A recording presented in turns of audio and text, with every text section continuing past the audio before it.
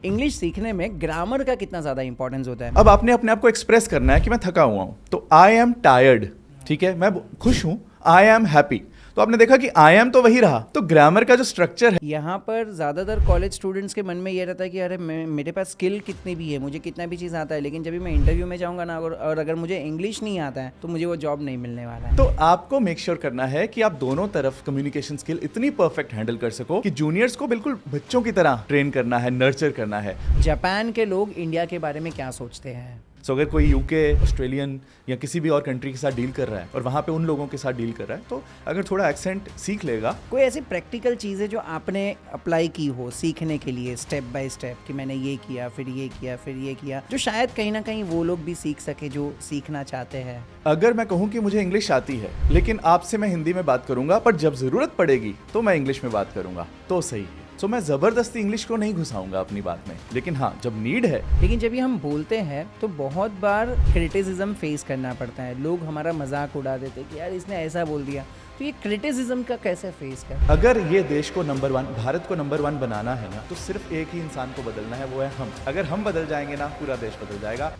तो आज हम पर्सनैलिटी से मिलने वाले हैं who is not just an educator but एक ऐसे पावर हाउस है जिन्होंने लाखों लोगों को मोटिवेट किया है इंग्लिश सीखने के लिए। तो let's welcome Awal Madan sir. Welcome to our podcast sir. Thank you वीरल।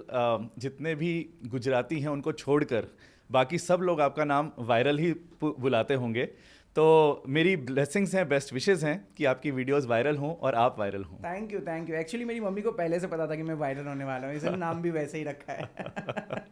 ग्रेट सर, थोड़ा सा आपकी जर्नी के बारे में जानना चाहेंगे। कभी आपने ऐसा सोचा था कि इतने लाखों लोगों को आप हेल्प कर पाओगे इंग्लिश सीखने के लिए, और ये जर्नी बेसिकली स्टार्ट कैसे हुई? मैं थोड़ा सा उसके बारे में जानना चाहता हूँ। ये जर्नी एक्चुअली स्टार्ट होनी नहीं थी कभी, लेकिन जर्नी इसलिए स्टार्ट हो गई क्योंकि मैं अमेरिकन जॉब में था, और अमेरिकन जॉब में एक चैलेंज रहता है कि पैसे तो अच्छे मिलते हैं, डेजिग्नेशन भी अच्छा मिलता है, मज़ा भी आता है, बट काम करने के जो आवर्स होते हैं ना, उल्टे होते हैं। क्योंकि अमेरिकन रात को, इंडिया में रात होती है, तो मैं नाइट शिफ्ट में रहा हूँ अपने करियर के अराउंड 12 to 15 ईयर्स।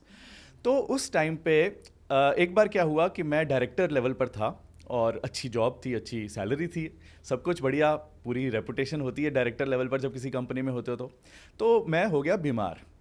तो मेरे पेरेंट्स ने डॉक्टर को कंसल्ट किया, तो डॉक्टर ने कहा कि भाई इस बंदे की जो नाइट शिफ्ट की प्रॉब्लम है ना, उसके कारण ही ये हुआ है, तो इसकी नाइट शिफ्ट छुड़वा दो। मैंने कहा यार मैं तो इन्जॉय कर रहा हूँ अपनी इस जॉब को, मैं क्यों छोड़ूं? कहते नहीं भाई, ज़िंदगी का सवाल है, छोड़ना पड़ेगा। मैंने कहा ठीक है, छोड़ दिया, अब क्या करूँ? कहते मेरे फादर ने कहा कि वो यूट्यूब पे ऑलरेडी वीडियोस बनाना शुरू कर चुके थे live, as a life coach. तो उन्होंने कहा कि मैं जो हेल्प कर रहा हूँ दुनिया की एज अ लाइफ कोच, तुम क्या हेल्प कर सकते हो, तुम वो कर लो। तो मैंने बोला कि मैं अपनी कॉर्पोरेट जर्नी में एक ही अचीवमेंट है मेरी कि मैं ज़ीरो से हीरो बना हूँ इंग्लिश में।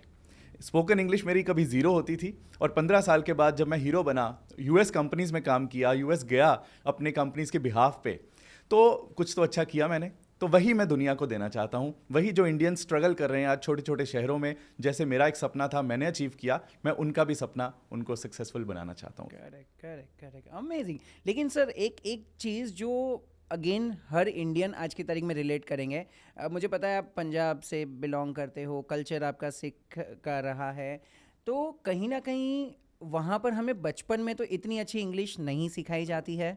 तो फिर आपने इतना अच्छा खुद में डेवलपमेंट कैसे किया? मतलब जबकि स्कूल में इतना अच्छा नहीं था, फिर भी आपने सीखा, कैसे हुआ ये? तो दोस्त ऐसा है कि मजबूरी जब पड़ती है ना सर पे, तो सब करना पड़ता है। सो मैं जब दिल्ली आया, एस्पिरेशन थी मुझे, कुछ बनना था मुझे, कुछ करना था मुझे, तो अमृतसर से दिल्ली आया। दिल्ली आके देखा यार यहाँ के तो लोगों की इंग्लिश ही अलग है, वही वर्ड हम जो बोलते हैं वो अलग वर्ड बोलते हैं, उसी बात को यहाँ पे कुछ और वर्ड से बोलते हैं। मैं एक छोटी सी एग्जांपल हमेशा देता हूँ कि हम बोलते हैं फेल हो गया वो, ही फेल्ड, यहाँ पे बोलते ही फ्लंक्ड। मैंने कहा यार एक वर्ड का ही अगर इतना डिफरेंस है, तो यहाँ आके अगर सर्वाइव करना है तो अपने आप में चेंज लाना पड़ेगा। सो मजबूरी ने काम करवाया। कोई ऐसी प्रैक्टिकल चीज़ है जो आपने अप्लाई की हो सीखने के लिए स्टेप बाय स्टेप, कि मैंने ये किया फिर ये किया फिर ये किया, जो शायद कहीं ना कहीं वो लोग भी सीख सके जो सीखना चाहते हैं? बहुत सारी चीज़ें हैं। इनफैक्ट आज की डेट में जो मेरी वीडियोस हैं या मेरे कोर्सेज हैं, उनमें जो मैं सिखा रहा हूँ, उसके पीछे वही टेक्निक्स हैं जो मैंने खुद इवॉल्व करी। उस टाइम पे यूट्यूब नहीं था, कोई ना कोई वीडियोस होती थी, तो मैंने खुद से देखा कि मैं क्या चीज़ें अपने में चेंज लाऊं जिससे मैं इंग्लिश सीख पाऊँ। तो एक एग्जाम्पल मैं अभी दे देता हूँ, अब बाकी की कॉन्वर्सेशन में करेंगे। तो मैंने अपने आप को रूम में बंद करके अपने ऐसे इमेजिन किया कि मैं अपने कस्टमर से बात कर रहा हूँ। मैं कुछ बोलता था, आगे से कस्टमर कुछ बोलता था, मतलब मैं एक्ट रोल प्ले करता था। तो करते करते करते करते मेरी स्पोकन इंग्लिश फ्लुएंट हुई। मैं स्ट्रगल कहाँ करता था? स्पोकन इंग्लिश में। मेरी basic written English, school time पे तो रिटन इंग्लिश पे फोकस तो रहता ही है, हर एग्जाम लिख कर किया जाता है। तो हमारे एजुकेशन सिस्टम का फोकस है रिटन इंग्लिश में हमें परफेक्ट बनाना। स्पोकन इंग्लिश का फोकस नहीं रहता है आज की डेट में। अभी शायद आने वाले टाइम में चेंज हो तो हो, बट अभी नहीं था। तो मैंने वो बोल बोल कर अपने आप को इम्प्रूव किया। वही कमी है, अगर बोलना शुरू कर देंगे तो हम बेटर हो जाएंगे। कुछ लोग तो इसी में डर जाते हैं कि यार सोच लेते वो कि हाँ यार मुझे ये बोलना है, मुझे ये बोलना है, लेकिन वो वर्ड्स मिल ही नहीं पाते हैं जब भी किसी से बात करते हैं तभी। तो बस वही एक प्रॉब्लम होता है हर किसी के लिए। आपने वो चैलेंज को कैसे फेस किया कि चलो समझता तो है कि क्या बोलना है, लेकिन वो वर्ड्स नहीं मिलते हैं या वो कॉन्फिडेंस नहीं मिलता है? आपने जैसे बताया कि कमरे में अकेले में बात करके तो होता है, लेकिन उसमें करेक्शंस तो नहीं मिलेगा, आई एम वेरी श्योर। हाँ, करेक्शंस नहीं मिलेगा, ट्रू। पर क्योंकि मेरे रिटर्न इंग्लिश मेरी बेटर थी, ठीक ठाक थी, तो इसलिए मुझे पता था कि जो मैं बोलूँगा वो ठीक बोलूँगा। अगर गलत भी बोलूँगा तो उसकी प्रैक्टिस करूँगा ठीक बोलने की, अगर मुझसे गलत भी निकल जाएगा तो। बट जिनकी ग्रामर में इशू है, जिनके सेंटेंसेस बनाने के प्रॉब्लम है, तो वहाँ पे उनको थोड़ा सा सीखना पड़ेगा। और सीखने के लिए हम बैठे हैं ना, सिखाने के लिए। That's true, that's true. English सीखने में ग्रामर का कितना ज़्यादा इंपॉर्टेंस होता है? मतलब बहुत लोग क्या करते हैं जब ये सीखने के जर्नी को स्टार्ट करते हैं तो वो कहते हैं कि मैं ग्रामर को इतना डीप डाइव नहीं करना चाहता हूँ। तो उस चीज़ का क्या आपका? मैंने इस चीज़ को बड़े ध्यान से सोचा है कि ग्रामर गिने चुनी सेंटेंसेस स्ट्रक्चर्स हैं, गिने चुने रूल्स हैं, बाकी सब तो वोकेबलरी का खेल है। एग्जाम्पल दूँ एक, आई एम, ये ग्रामर का पार्ट है। अब आपने अपने आप को एक्सप्रेस करना है कि मैं थका हुआ हूँ, तो आई एम टायर्ड, ठीक है, मैं खुश हूँ, आई एम हैप्पी। तो आपने देखा कि आई एम तो वही रहा, तो ग्रामर का जो स्ट्रक्चर है वो तो वही रहा। वोकेबलरी का खेल है कि आपको उस टाइम पे वो वर्ड याद आना चाहिए जो एक्सप्रेस करने के लिए है। जैसे मैं फ्रस्ट्रेटेड हूँ, तो मुझे तो पता है फ्रस्ट्रेटेड, लेकिन किसी को याद भी नहीं आता जब उसको एक्सप्रेस करना होगा, यार मैं तो आई एम वही रहा, फ्रस्ट्रेटेड आ गया, ठीक है। मैं नींद में हूँ, मुझे नींद आ रही है, आई एम स्लीपी, वर्ड बदला, आई एम वही रहा। सो ग्रामर आप देखोगे ना, could, would, should, has, have, had, do, does, वही गिने चुने 30-40 सेंटेंस स्ट्रक्चर हैं। वो सीखना मुश्किल नहीं है, असली खेल है वोकेबलरी का, जो एक एवर लर्निंग प्रोसेस है, आपको हमेशा सीखते रहना है। Correct, correct, correct. आपने बताया आप अमृतसर से दिल्ली गए, तो दिल्ली में तो बहुत सारे मार्केट्स में ऐसे बोर्ड लगे रहते हैं कि 30 दिन में फर्राटेदार इंग्लिश सीख लो। तो क्या ये कितने दिन लगते हैं इंग्लिश सीखने में? एक्चुअल में ना, ये सारा चीज़ जो है वो डिपेंड करता है लर्नर पे। मैं खुद ये कहता हूँ कि अगर कोई ठान ले, मैंने जब ठान लिया था अपनी फर्स्ट जॉब, जब दिल्ली में आके मैंने देखा कि यार यहाँ तो माहौल ही अलग है, तो मैंने 2 वीक्स के अंदर अंदर अपने आप को फ्लुएंट किया था। तो जब मैं 2 वीक्स में कर सकता हूँ, तो जो 30 डेज के बोर्ड्स लगे हैं ना, वो गलत नहीं है, बट उसकी पहली कंडीशन ये है कि लर्नर को भी उतना ही रोल प्ले करना पड़ेगा जो टीचर का रोल है या कोच का रोल है। सो कोच हाथ आगे बढ़ाएगा, लर्नर को हाथ पकड़ना पड़ेगा और आगे बढ़ना पड़ेगा। Correct, correct, correct, correct, correct. Amazing, amazing. लेकिन इसमें मुझे एक चीज़ समझनी है कि अगर कोई स्कूल का बच्चा है, अभी जैसे मैं जब भी स्कूल में था, मुझे याद है कि मेरी टीचर मुझे बोला करती थी कि बेटा अगर तुझे इंग्लिश इंप्रूव करना है ना, तो न्यूज़पेपर पढ़ा कर, न्यूज़पेपर में जो वर्डिंग्स है उससे तुझे इंग्लिश सीखने मिलेगा। तो क्या आप ये सही अप्रोच है आपके हिसाब से कि इंग्लिश पढ़ने से, वर्ड्स पढ़ने से सीख सकता है कोई? ये सही अप्रोच है, बट हाफ अप्रोच है। मैं आपको बताता हूँ कैसे। मैंने ये चीज़ नोटिस, क्योंकि मेरी सारी जर्नी अपने एक्सपीरियंसेस पे बेस्ड है। मैं भी ज़ीरो था और मैं हीरो बना, तो इसलिए मैंने सब कुछ देखा है, सीखा है। मैं कहीं से कोई कोर्स करके या बीएड करके नहीं आ गया कि मैं टीचर बन गया हूँ। मेरी 16 साल की पीछे जर्नी रही है। तो इसका जो आंसर है वो ये है कि पढ़ोगे तो आपको नए नए वर्ड्स पढ़ने को मिलेंगे, बट उसकी प्रोनाउंसिएशन कैसे आएगी? वो तो आपने गलत पढ़ लिया, मैंने तो आपका नाम वायरल पढ़ लिया, तो कैसे पता चलेगा? एक बहुत पॉपुलर ब्रांड है बाहर का, उसका नाम है शनेल, है ना? तो उसको जब पढ़ोगे ना, उसके स्पेलिंग चैनल पढ़ने में आएगा, तो जो पढ़ रहा है उसको तो चैनल ही समझ में आएगा। सो रीडिंग जो है वो हाफ पार्ट है, सेकेंड पार्ट है लिसनिंग। लिसनिंग से आपकी प्रोनाउंसिएशन करेक्ट होगी। हाँ, बस उस बंदे को सुनो जो करेक्ट प्रोनाउंसिएशन दे रहा है। गलत सुन लोगे तो गलत ही सीख लोगे। जनरली तो इंग्लिश का भी यूज़ होता है डे टू डे लाइफ में बहुत ज़्यादा। अभी जस्ट मैं अभी रिसेंटली देख रहा था, मेरा एक फ्रेंड है, वो मुझे बोल रहा था कि मैं अपनी गर्लफ्रेंड को लेके गया कोई एक रेस्टोरेंट में, वहाँ पर मेन्यू कार्ड आया, इतने हाई फाई वर्डिंग्स वहाँ पर लिखे हुए थे कि मेरे पसीने छूट गए। मतलब नॉट बिकॉज कि उसका प्राइस ज़्यादा है, लेकिन वो लिखा क्या है वो समझ ही नहीं रहा है। तो इस टाइप के माहौल को, टेंस सिचुएशन को कैसे हैंडल कर रहे हैं? देखो, जिस टाइम पे मैं सीख रहा था ना उस टाइम पे यूट्यूब नहीं था। उस टाइम पे या तो कुछ नया सीखना है तो पापा को पूछ लो, या किसी और मेंटोर को पूछ लो जो आपके घर के आसपास कोई इंस्टीट्यूट है, वहाँ पे पूछ लो। तो तब ये सिर्फ लर्निंग के सोर्सेज होते थे। आज की डेट में बंदा वहाँ बैठे बैठे साइड पे सर्च कर सकता है कि यार गर्लफ्रेंड को इम्प्रेस करने के लिए मैं वर्ड तो पता हो मुझे। बट मैं स्टिल ये तो चलो मजाक में बात रही, लेकिन मैं ये कहूँगा कि अगर आपके पास पूरा यूनिवर्स है यूट्यूब का, सब कुछ सीखा जा सकता है, तो सीखो। बट अगर आप फंस गए उस सिचुएशन में कि आप सीखे बिना डेट पे आ गए, तो यार जो सबसे सेफ है ना वो कर लो वहाँ पे उस टाइम पे। सो अगर आपने सेलेक्ट करना है अमेरिकानो में से, कैपुचिनो में से, तो अगर आपको पता है कि कैपुचिनो ग्लास भर के आएगा तो वो बोल दो चुपचाप से, बाद में घर जाके यूट्यूब वीडियो देख लेना। ये बेसिकली होता क्या है? मतलब जस्ट अगर हम स्टारबक्स में जाते हैं और तो वहाँ पर बहुत सारे कॉफ़ी के ऑप्शंस रहते हैं, मतलब अमेरिकानो, कैपेचिनो, लाते, ये होता क्या है? अगर आप एक यार पता है क्या चीज़ है, जैसे अगर कोई बाहर का इंडिया में आ जाए तो वो पढ़ेगा जलेबी, रसगुल्ला, गुलाब जामुन, राजभोग। वो कहेगा यार गुलाब जामुन, जलेबी, रसगुल्ला, राजभोग क्या होता है यार? देखने में तो वही है, रसगुल्ला है या गुलाब जामुन की तरह ही दिखता है, बस रंग अलग है। तो वही चीज़ हमारे वहाँ कॉफ़ी में है। अब बाहर से आई हैं वो कॉन्सेप्ट्स, बाहर से आए हैं वो नाम, तो वहाँ तो उनके लिए लोकल लैंग्वेज के नाम हैं। सो जो होते हैं वो आप यूट्यूब पे देख लेना। लेकिन वही बात है कि वह बाहर का इंसान इंडिया में आके ये चीज़ें पूछेगा, हम उनके वो कॉन्सेप्ट्स को देख के हैरान होते हैं। करेक्ट। बहुत बार तो कन्फ्यूजन इसमें होता है ना कि वो नाम इतने बड़े बड़े लिखते हैं। मतलब होता है, समझो अभी मेरे साथ एक एक्सपीरियंस हुआ था कि मैं एक होटल में गया, नाम इतना बड़ा बड़ा लिखा था, मैंने ऑर्डर किया तो आया प्लेट में वो पोहा।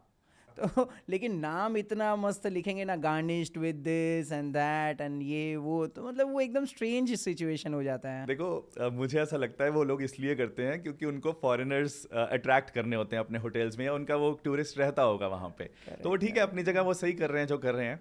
हमें देखना है कि हम क्या समझ उसका मीनिंग निकाल रहे हैं और क्या ऑर्डर कर रहे हैं। True true, so true. मैं आपके एक्सपीरियंस के बारे में थोड़ा सा जानना चाहूँगा। आपने बताया 12-13 साल आपने किसी कॉर्पोरेट में हाँ, काम 16 किया। years दिया 16 मैंने ईयर्स, corporate में, सुपर हाँ। सुपर।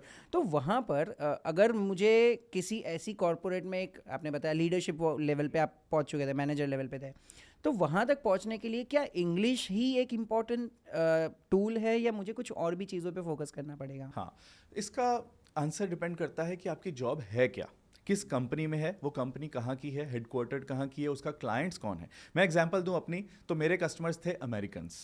अब मैं अमेरिकन्स के साथ तो इंग्लिश में ही बात करूंगा ना, तो इसलिए मेरी जॉब का रिक्वायरमेंट थी इंग्लिश। किसी की जॉब की नहीं है, कोई हिंदी टीचर है, तो मैं उसको बोलूंगा नहीं कि तू इंग्लिश सीख, मैं बोलूंगा तुम हिंदी में इतने परफेक्ट हो जाओ कि अपने स्टूडेंट्स को वो सिखा सको जो तुम सिखाना चाहते हो। सो इट डिपेंड्स अपॉन कि आपकी जॉब की रिक्वायरमेंट क्या है। बट कम्युनिकेशन स्किल्स एक ऐसी चीज़ है, उसमें इंग्लिश भी आ जाती है, उसमें कोई भी लैंग्वेज में जब आप बात करते हो, जो सामने वाला जो लैंग्वेज समझ सकता है उसके साथ जब आप बात करते हो, वहाँ रोल बहुत इंपॉर्टेंट है। Because once you grow up to a different level, a manager level, वहाँ पे आपको अपने जूनियर्स के साथ भी बात करनी है और अपने सीनियर्स को भी रिपोर्ट करना है। तो आप सैंडविच हो उस टाइम पे। तो आपको मेक श्योर करना है कि आप दोनों तरफ कम्युनिकेशन स्किल इतनी परफेक्ट हैंडल कर सको कि जूनियर्स को बिल्कुल बच्चों की तरह ट्रेन करना है, नर्चर करना है, और अपने मैनेजर्स को बिल्कुल उनके लेवल के पे हिसाब से बातें करनी है। सो दो अलग अलग लेवल से आप डील कर रहे हो। ये बिल्कुल वैसा ही है जैसे आप अपने पेरेंट्स के साथ भी बात करते हो, अपने बच्चों के साथ भी बात करते हो, कितना अलग तरीका होता है दोनों से बात करने का। सो वो कम्युनिकेशन स्किल्स का रोल है सारा वहाँ। जबकि मेरे ख्याल से इंडिया में ना थोड़ा अलग कल्चर मेंटेन होता है। यहाँ पर ज़्यादातर कॉलेज स्टूडेंट्स के मन में ये रहता है कि अरे मेरे पास स्किल कितनी भी है, मुझे कितना भी चीज़ आता है, लेकिन जब भी मैं इंटरव्यू में जाऊँगा ना, और अगर मुझे इंग्लिश नहीं आता है तो मुझे वो जॉब नहीं मिलने वाला है। तो ये कहीं ना कहीं मिसकंसेप्शन है या ये सही है? ये मिसकंसेप्शन वैसे है नहीं। और एक चीज़ मुझे आजकल लगती है वो ये है कि बाहर की बहुत सारी कंपनीज अब इंडिया में आ रही हैं। एग्जाम्पल ले लो, एप्पल आईफोन्स यहाँ मैन्युफैक्चर कर रहे हैं, सैमसंग के प्लांट यहाँ पे हैं, बाहर की कार्स इंडिया में मैन्युफैक्चर होने वाली हैं, टेस्ला वगैरह। तो ये सब चीज़ें जब इंडिया में आ रही हैं तो जॉब ओपनिंग्स भी आएंगी, वैकेंसीज भी निकलेंगी, मास लेवल पे रिक्रूटमेंट होगी, नौकरियां मिलेंगी हम लोगों को, इंडियंस को। तो हमारा फ़र्ज़ बनता है कि जो हमारा एम्प्लॉयर है, बाहर की कंपनी, बाहर की कंट्री से आए हैं वो, उनके साथ हम इस लेवल का रेपो एस्टेब्लिश कर सकें कि उनको बता सकें कि हम आपसे कम्युनिकेट करना जानते हैं। और वो अगर इंग्लिश में बात कर रहे हैं तो हमें भी बनता है कि उनको शो करें कि हम उस काबिल हैं कि हम पे ट्रस्ट किया जा सकता है। फ़ायदा किसका है? भारत का, हमारा ही फ़ायदा है ना। अगर हम किसी को इम्प्रेस कर देते हैं कि भाई तुम अपना बिजनेस यहाँ लेके आओ, अपनी फैक्ट्री यहाँ लगाओ, फ़ायदा तो हमारा है ना, हमारे लोगों को एम्प्लॉयमेंट मिलेगी ना।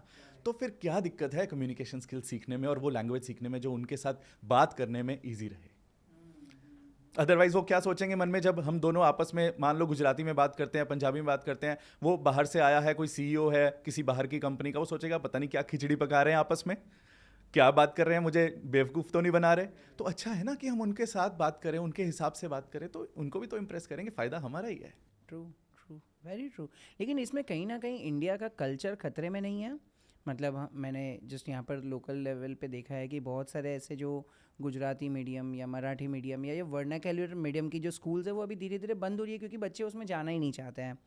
तो आने वाले टाइम पे ऐसा तो नहीं होगा कि लोग अपनी मदर टंग को ही भूल जाएंगे और हर कोई इंग्लिश में ही बात करने लगेगा? अगर ऐसा होगा तो बहुत दुख की बात होगी, क्योंकि मैं खुद नहीं चाहता कि ऐसा हो। मैं हमेशा ये प्रमोट करता हूँ कि अपना जो हेरिटेज है, अपना जो कल्चर है, अपनी जो लैंग्वेज है, उसको हमेशा अपने साथ लेके नेक्स्ट जनरेशन को पास ऑन करो। आप गुजराती करो, मैं पंजाबी करूँ, मराठी करें लोग, मतलब अपनी नेक्स्ट जनरेशन को पास ऑन करें अपनी मदर टंग लैंग्वेज। जो इंग्लिश की बात अगर हम करें तो वो एक स्किल की तरह है। मैं कभी भी उसको एक लैंग्वेज नहीं मानता कि आप घर में इंग्लिश बोलना शुरू कर दो अपने बच्चों के साथ। ठीक है, उनकी प्रैक्टिस के लिए बोलो चलेगा, लेकिन ऐसा नहीं कि आप उनको बोलो कि ये अपनी मदर टंग छोड़ दो, ये बुरी होती है। ये बहुत गलत अप्रोच है अगर कोई ऐसा करे तो। सो इंग्लिश को स्किल मानो। जैसे मैं हमेशा एक एग्जांपल देता हूँ कि जैसे मान लो कोई मोबाइल रिपेयर करना सीखता है, तो वो मोबाइल रिपेयर उसकी स्किल है जो उसकी जॉब में हेल्प कर रही है, उसके लिए पैसे कमाने में हेल्प कर रही है। तो अगर आप ऑफिस जाते हो, अगर बाहर के डायरेक्टर सीईओ से इंग्लिश में बात कर लेते हो और आपकी जॉब लग रही है और आपको अच्छी सैलरी मिल रही है, तो स्किल है ना आपकी। तो स्किल रखने में कोई बुराई नहीं है। अगर आप मोबाइल रिपेयरिंग सीख रहे हो, अगर आप प्रोग्रामिंग सीख रहे हो, अगर आप कार रिपेयरिंग सीख रहे हो, अगर आप इलेक्ट्रिशियन का काम सीख रहे हो, ऐसे ही इंग्लिश है, एक स्किल है, आपकी जॉब में हेल्प करेगी। तो क्या हर्ज है उसमें? पैसा तो देश में ही आ रहा है ना बाहर से, तो अपना ही फ़ायदा है। Correct correct. अगर हम इकोनॉमिक पॉइंट ऑफ व्यू से देखें तो ये अच्छी बात है। और अगर मैं वही पॉलिटिशियंस या इंडियन थोड़ा यहाँ के, अभी जैसे अभी रिसेंटली न्यूज़ यहाँ पर चल रही थी मुंबई में कि आप सारी दुकानों का जो साइन बोर्ड है वो यहाँ की लोकल लैंग्वेज में रखो, मराठी में रखो। वही चीज़ अगर आप साउथ में जाओ तो वहाँ पर उनकी कन्नड़ या तमिल या उनकी लैंग्वेज में वहाँ पर साइन बोर्ड्स लगे रहेंगे, जस्ट बिकॉज उनके लोगों को वो समझना चाहिए। तो वहाँ पर वो लोग इंग्लिश को या एज ए सेकेंडरी लैंग्वेज मानते हैं या इंपॉर्टेंस इतना देते ही नहीं है। नहीं, बुरा नहीं है। अगर मैं कहूँ कि मुझे इंग्लिश आती है लेकिन आपसे मैं हिंदी में बात करूँगा, पर जब ज़रूरत पड़ेगी तो मैं इंग्लिश में बात करूँगा, तो सही है। सो मैं ज़बरदस्ती इंग्लिश को नहीं घुसाऊंगा अपनी बात में, लेकिन हाँ, जब नीड है, जब मेरे सामने कोई बंदा आ गया जिसके साथ मुझे इंग्लिश में बात करनी है, तो उस टाइम पे मेरे में वो स्किल होनी चाहिए कि मैं बात कर पाऊँ। ये स्किल रखनी है। लेकिन कहीं कहीं तो ये इंग्लिश को इतना ज़बरदस्ती थोप दिया जाता है कि अगर मुझे इंग्लिश नहीं आती है तो लोगों को लगेगा कि यार ये अनपढ़ है। यार पता क्या है, ये बिल्कुल वैसा ही है जैसे स्कूल में हम कहते हैं कि हम पे ना पढ़ाई थोपी जा रही है, एग्ज़ाम्स थोपे जा रहे हैं। लेकिन जब हम स्कूल कॉलेज क्लियर कर लेते हैं तो हमें समझ में आता है कि अगर एग्ज़ाम ना होता ना तो हमें डर ना होता सीखने का, क्योंकि एग्ज़ाम के बिना तो हम क्लास ही बंक करते और ध्यान ही ना देते कभी। जो लोग क्लासेस बंक करते हैं या नहीं अटेंड कर पाते हैं, वो भी एग्ज़ाम्स के टाइम पे पूरा सीरियसली देखते हैं कि यार फेल ना हो जाऊं। तो कहीं ना कहीं थोपना एक लर्निंग प्रोसेस का पार्ट है, चलेगा, बट उसको कभी रिप्लेस मत करो अपनी मदर टंग के साथ, मैं ये कहता हूँ। दोनों चीज़ें साइड बाय साइड चलाओ ना। अगर मैं अपने इंडिया का कंपैरिजन करूँ दूसरे कंट्रीज़ के साथ, अभी जस्ट रिसेंटली आपने बताया आप जापान बहुत बार जाते हो, ट्रैवल करते हो, तो वहाँ का कल्चर कैसा रहता है? वहाँ पर भी क्या यहाँ पर जितना इंग्लिश में और लोकल लैंग्वेज में वेरिएशन रहता है, क्या वहाँ पर भी उतना ही रहता है या कुछ उल्टा है? मैंने जो ऑब्ज़र्व किया है वो ये किया है कि हमें यहाँ से ऐसा लगता है कि जापानीज़ लोग अपनी लैंग्वेज को लेकर बहुत प्राउड हैं और ये फील करते हैं कि हम नहीं इंग्लिश बोलेंगे जो मर्ज़ी हो जाए। बट मैंने जाके जो देखा है वो बिल्कुल अलग देखा है।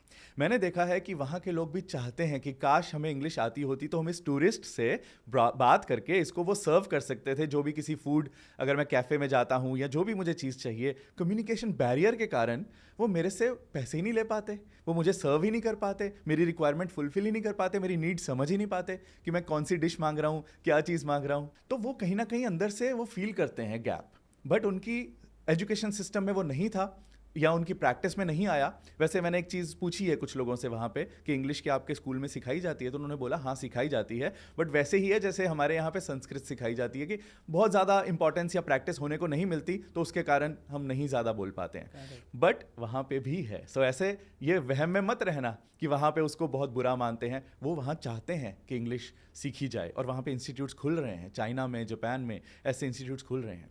एंड अगेन टूरिज़्म एक बहुत बड़ा सोर्स है कंट्री की इकोनॉमी को रिवॉल्व करवाने के लिए। वहीं से तो पैसा आएगा बाहर और फिर हमारे देश में घूमेगा। तो उसके लिए अगर हम एक टूरिस्ट को अच्छे से सर्व कर पाते हैं उसकी बात सुनकर। अब गाइड्स क्यों इंग्लिश सीखते हैं? क्योंकि उनको उनसे बात करनी है। नहीं तो गाइड भी बोले कि मैं तो हिंदी में बात करूंगा, मैं तो ऐसे ही दिखाऊंगा कि ये ताजमहल है, ये ऐसे है, सामने वाले को समझ आए ना आए। बट नहीं, उनको पता है उनकी रिस्पॉन्सिबिलिटी कि पैसा तभी आएगा जब वो गाइड उनको समझा पाएगा अपनी बात। सो जापान में भी यही हो रहा है, चाइना में भी यही हो रहा है, हर कंट्री में यही हो रहा है। बस वही बात है कि जो लोग वहाँ पे उतनी प्रैक्टिस नहीं कर पाए वो स्ट्रगल कर रहे हैं, पर अंदर ही अंदर वो फील कर रहे हैं कि काश हमें आती होती। इंग्लिश को ग्लोबल लैंग्वेज क्यों माना गया है? वो कंट्रीज़ जहाँ पे सबसे ज़्यादा प्रोडक्शन हो रही थी, मैन्युफैक्चरिंग हो रही थी, जहाँ पे सबसे ज़्यादा इनोवेशंस हो रही थी, वो सारी कंट्रीज़ में जो मीडियम था, लैंग्वेज थी, उनकी मदर टंग थी, वो इंग्लिश थी। तो जहाँ से बिजनेस पूरी दुनिया में सर्कुलेट होना शुरू हुआ, वो कंट्रीज़ में क्योंकि इंग्लिश बोली जा रही थी तो वो ऐसे ही होना शुरू हो गया। मान लो जापान होता वर्ल्ड लीडर, जापान से शुरू होता तो आज सारी दुनिया जापानीज बोल रही होती। So it's just the coincidence कि उन कंट्रीज में इंग्लिश था तो इंग्लिश कॉमन प्लेटफॉर्म बन गया। अमेजिंग सर, आपके पास तो बहुत अच्छा एक्सपीरियंस है। और मैंने जस्ट अभी देखा, हम बात कर रहे थे तो पता चला कि आपने अभी तक लाखों लोगों को ट्रेनिंग दे भी दी है सक्सेसफुली। लेकिन कोई एक ऐसा मोमेंट मुझे बताइए जहाँ पर आपको लगा हो कि हाँ यार, मतलब I have created some impact.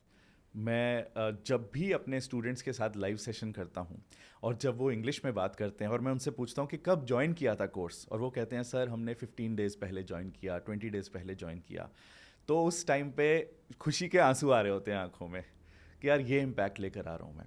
और ये एक एग्जाम्पल है। दूसरी एग्जाम्पल और दूँ मैं अगर आपको, तो मुंबई जब मैं आता हूँ दिल्ली से, तो जब मैं कैब में ऊबर ओला जब मैं यूज़ करता हूँ, ड्राइवर्स मुझे कहते हैं कि सर हम आपकी वीडियोस देखते हैं और हम जो बोल पा रहे हैं ना आज थोड़ी बहुत इंग्लिश, चाहे हम टूटी फूटी बोल रहे हैं क्योंकि प्रैक्टिस ज़्यादा करने को नहीं मिलता, ये आपके कारण कर रहे हैं। उस टाइम पे वही खुशी के आंसू मोमेंट होता है। गूज़बम्स आ गए मुझे भी। नहीं सच में ये बहुत इंपॉर्टेंट चीज़ है। अगर हम वो लेवल के लोगों को भी हेल्प कर पा रहे हैं जिनके पास सीखने के इतने ज़्यादा सोर्सेज नहीं हैं, अगर हम उनको भी सिखा पा रहे हैं कि आपको अपने कस्टमर से कैसे बात करनी चाहिए, क्या अगर उनको हमारी लैंग्वेज नहीं आ रही है तो दिस इज़ रियली इम्पैक्ट। मेरा ऑब्जेक्टिव ही यही था जब मैंने इंग्लिश सिखाना शुरू किया 8 इयर्स पहले। तो मेरा ऑब्जेक्टिव ही यही था कि मैं स्कूल कॉलेज एग्ज़ाम पास होने वाली इंग्लिश नहीं सिखाऊंगा। Fill in the blanks, match the columns, paragraph लिखो, ये नहीं सिखाऊंगा।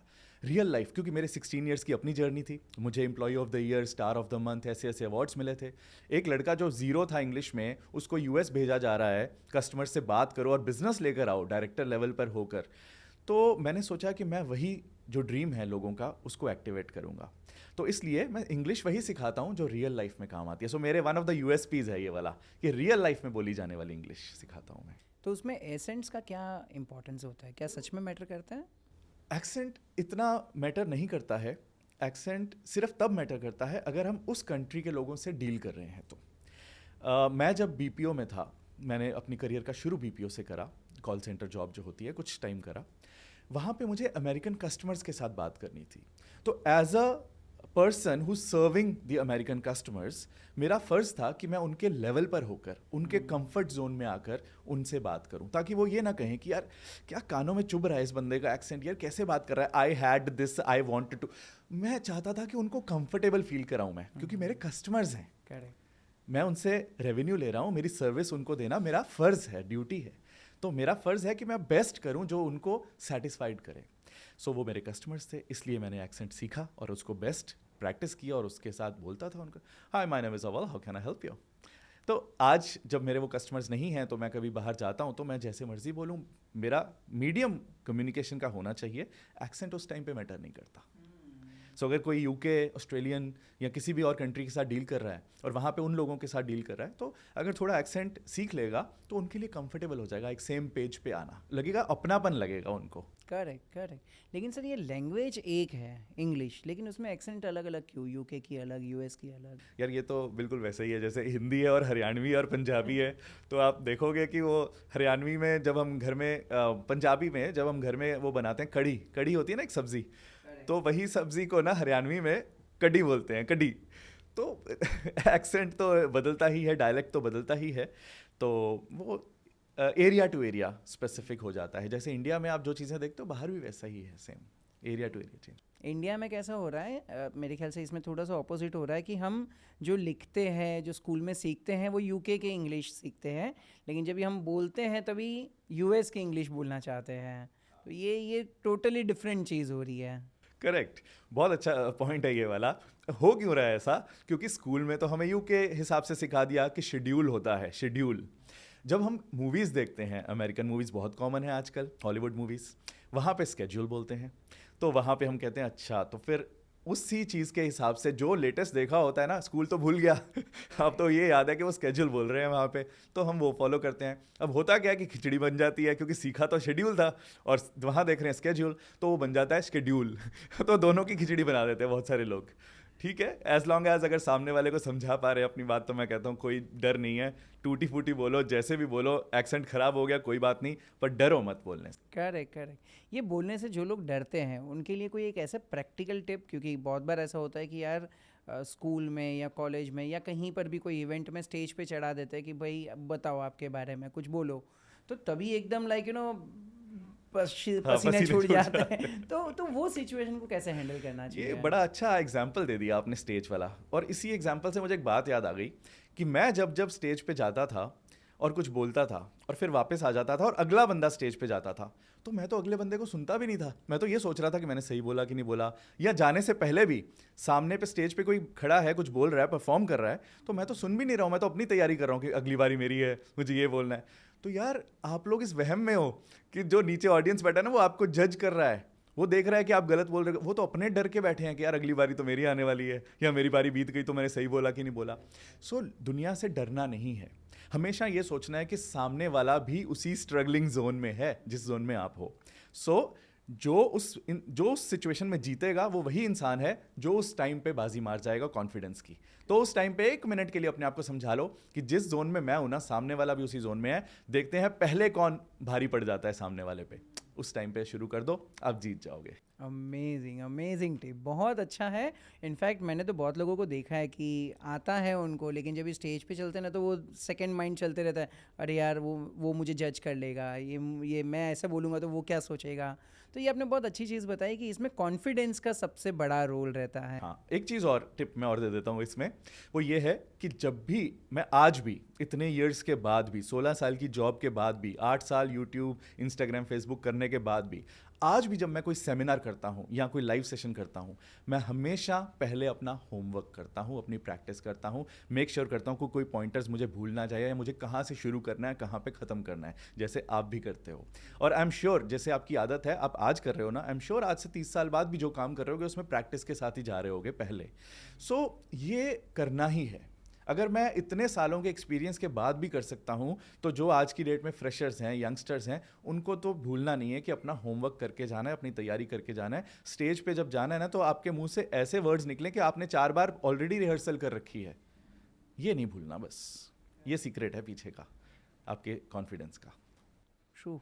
जब हम ये लैंग्वेज सीखने की बात कर रहे हैं, तो संस्कृत में बहुत लोग बोलते हैं कि अगर आपने संस्कृत सीख ली ना तो आप कोई भी लैंग्वेज आसानी से सीख सकते हो। तो मैं इंग्लिश के बारे में जानना चाहता हूँ कि अगर किसी पर्सन ने इंग्लिश स्टार्टिंग से सीख ली है, तो क्या उसको दूसरी लैंग्वेज सीखना इजी हो जाएगा या क्या, किस तरीके से उसका वायरिंग होगा? मुझे पर्सनली मैं तो जो बोलूँगा अपने एक्सपीरियंस से बोलूँगा, मुझे पर्सनली ऐसा नहीं लगता, क्योंकि मैंने बहुत बार कभी अलग अलग लैंग्वेजेस सीखने की कोशिश करी है। मैं तो हमेशा स्ट्रगल करता हूँ कि यार स्ट्रगल क्यों करता हूँ, क्योंकि मैंने वो लैंग्वेज सीखने की कोशिश तो करी इंटरेस्ट के लिए, हॉबी के लिए, कि यार मैं देखता हूँ कि वो कैसे होती है, मुझे आना चाहिए, मैं कल को किसी को बोल सकूँ कि मुझे फ्रेंच भी आती है। पर मेरे कोई मुझे यूज़ में नहीं आई वो लैंग्वेज, तो प्रैक्टिस नहीं हो पाई तो मैं सीख नहीं पाया, तो फिर मुझे लगा कि यार इंग्लिश का तो कोई रोल ही नहीं था इसमें। सारी गेम जो है ना, मैं एक और चीज़ बोलता हूँ, इंग्लिश सबसे फास्ट वो इंसान सीख सकता है जिसके पास कोई गोल है कि कहाँ यूज़ करनी है इंग्लिश। गोल के बिना एज अ हॉबी सीखोगे ना, ये मैं भी सीख लेता हूँ, मैं भी किसी को इम्प्रेस करूँ, कभी नहीं आएगी। अगर आपके मन में डर है ना कि परसों मेरा इंटरव्यू है और आज मुझे प्रैक्टिस करनी है इंग्लिश में बोलने की, सबसे फास्ट वो 2 दिन में सीख लेगा वो इंसान। गोल रखो। सो ट्रू, सो ट्रू।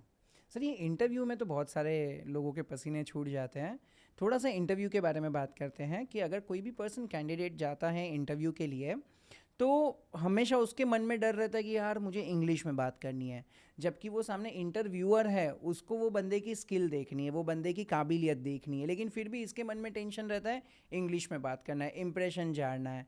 और एक कॉमन क्वेश्चन उसके अंदर आता है, tell me about yourself. तो आपके एक्सपीरियंस के हिसाब से मुझे बताइए कि ये सेंटेंस को कैसे फ्रेम करना चाहिए और लोगों को ये क्वेश्चन को कैसे आंसर करना चाहिए? हाँ, सबसे पहले मैं आपको एक चीज़ बताता हूँ कि जो लोग सोच रहे हैं ना कि हमारी इंग्लिश को जज किया जा रहा है, चाहे हमारी स्किल कोई और के लिए भी हम अप्लाई कर रहे हैं, ग्राफिक डिज़ाइनर की एग्जांपल ले लेते हैं, वीडियो एडिटर की एग्जांपल ले लेते हैं, अगर वो अप्लाई कर रहा है तो वो अगर अपनी स्किल को लेकर कॉन्फिडेंट है और अपनी इंग्लिश को लेकर कॉन्फिडेंट नहीं है, तो मैं उसका आंसर देता हूँ कि जो एम्प्लॉयर है, जो प्रोस्पेक्टिव एम्प्लॉयर जो इंटरव्यू ले रहा है, वो उस टाइम पे उस बंदे में, कम से कम मैं तो ऐसे करता हूँ कि उस बंदे में ये देख रहा होता है कि आज ये स्किल के लिए तो मैं इसको हायर कर लूँगा, पर 2 साल बाद मैं जब इसको मैनेजर लेवल पर लेकर आऊँगा, इसके अंडर एक टीम बनाना चाहूँगा, तो क्या इसमें वो कम्युनिकेशन स्किल्स हैं, क्या इसमें वो इंग्लिश स्किल्स हैं कि ये हैंडल कर पाएगा कम्युनिकेशन और अपनी टीम को भी हैंडल कर पाएगा, क्या इसमें वो दम है? तो इंटरव्यूअर हमेशा ये देखता है, मैं ये देखता हूँ। अगर आप उस कंपनी में लॉन्ग टर्म नहीं सोच रहे हो तो ये आपकी गलती है। आप सोच रहे हो यार मैं 6 महीने 1 साल जॉब करूंगा, जितना जितना रोल है करूंगा, उसके बाद छोड़। आप सोचो कि मैं इसी रोल में आगे कैसे ग्रो करूंगा, मैं मैनेजर कैसे बनूंगा, मैं हेड कैसे बनूंगा इस डिपार्टमेंट का, मैं एडिटिंग टीम का वाइस प्रेसिडेंट कैसे बन जाऊंगा, मैं आगे। तो ऐसे सोच के ना, तो आपकी इंग्लिश पे भी आपको काम करना है। So this is one. अब आते हैं आपके क्वेश्चंस पे। अभी मैंने आपको ये बताया कि मैं प्रेपरेशन करता हूँ आज भी, इतने साल बाद भी, पर सैडली बहुत सारे लोग जो इंटरव्यूज क्लियर नहीं कर पाते, बाद में पूछते हैं क्या रीज़न है हमारे फेलियर का। रीज़न ये है, क्वेश्चंस तो गिने चुने हैं कि where do you see yourself after 5 years, अपने आप को 5 साल बाद कहाँ देखते हो, इंट्रोड्यूस योर सेल्फ, कितना बेसिक क्वेश्चन है। सारे क्वेश्चंस आज की डेट में यूट्यूब पे आपको मिल जाएंगे, क्या क्वेश्चंस पूछे जाते हैं। इधर उधर से 1-2 क्वेश्चन एक्स्ट्रा भी पूछ लेगा तो घुमा के ही पूछेगा, बात वही पूछेगा आपसे। तो यार जब इतना कुछ अवेयरनेस है, नॉलेज है, तो क्वेश्चंस की तैयारी कर लो ना यार घर पे बैठ के 2 दिन। मैंने ज़िंदगी में जितने इंटरव्यूज़ दिए हैं, बहुत ज़्यादा नहीं दिए हैं क्योंकि मैं एक जॉब में लॉन्ग टर्म चलता था, उसी में ग्रो करता था, उसी में प्रमोशंस लेता था, उसी में इंक्रीमेंट्स लेता था, पर जितने भी इंटरव्यूज़ दिए हैं ना, हमेशा इसी बात को प्रैक्टिस करता था। पहले चलते चलते अपने रूम में वॉक करते करते प्रैक्टिस करता था कि मैं ये आंसर दूंगा। जब मुझे पूछेंगे 5 years के बाद अपने आप को कहाँ देखते हो, तो मैं ये आंसर दूंगा। जब वो पूछेंगे आप क्यों ज्वाइन करना चाहते हो ये जॉब, तो मैं ये आंसर दूंगा, क्योंकि कंपनी ये देखती है कि आप जॉब क्यों ज्वाइन करना चाहते हो। अगर आप कहो कि मैं तो पैसे के लिए ज्वाइन करना चाहता हूँ, तो विजन नहीं है ना फिर आपका, उस कंपनी के साथ आप अलाइंड ही नहीं हो, आपका सोच ही अलाइंड नहीं है।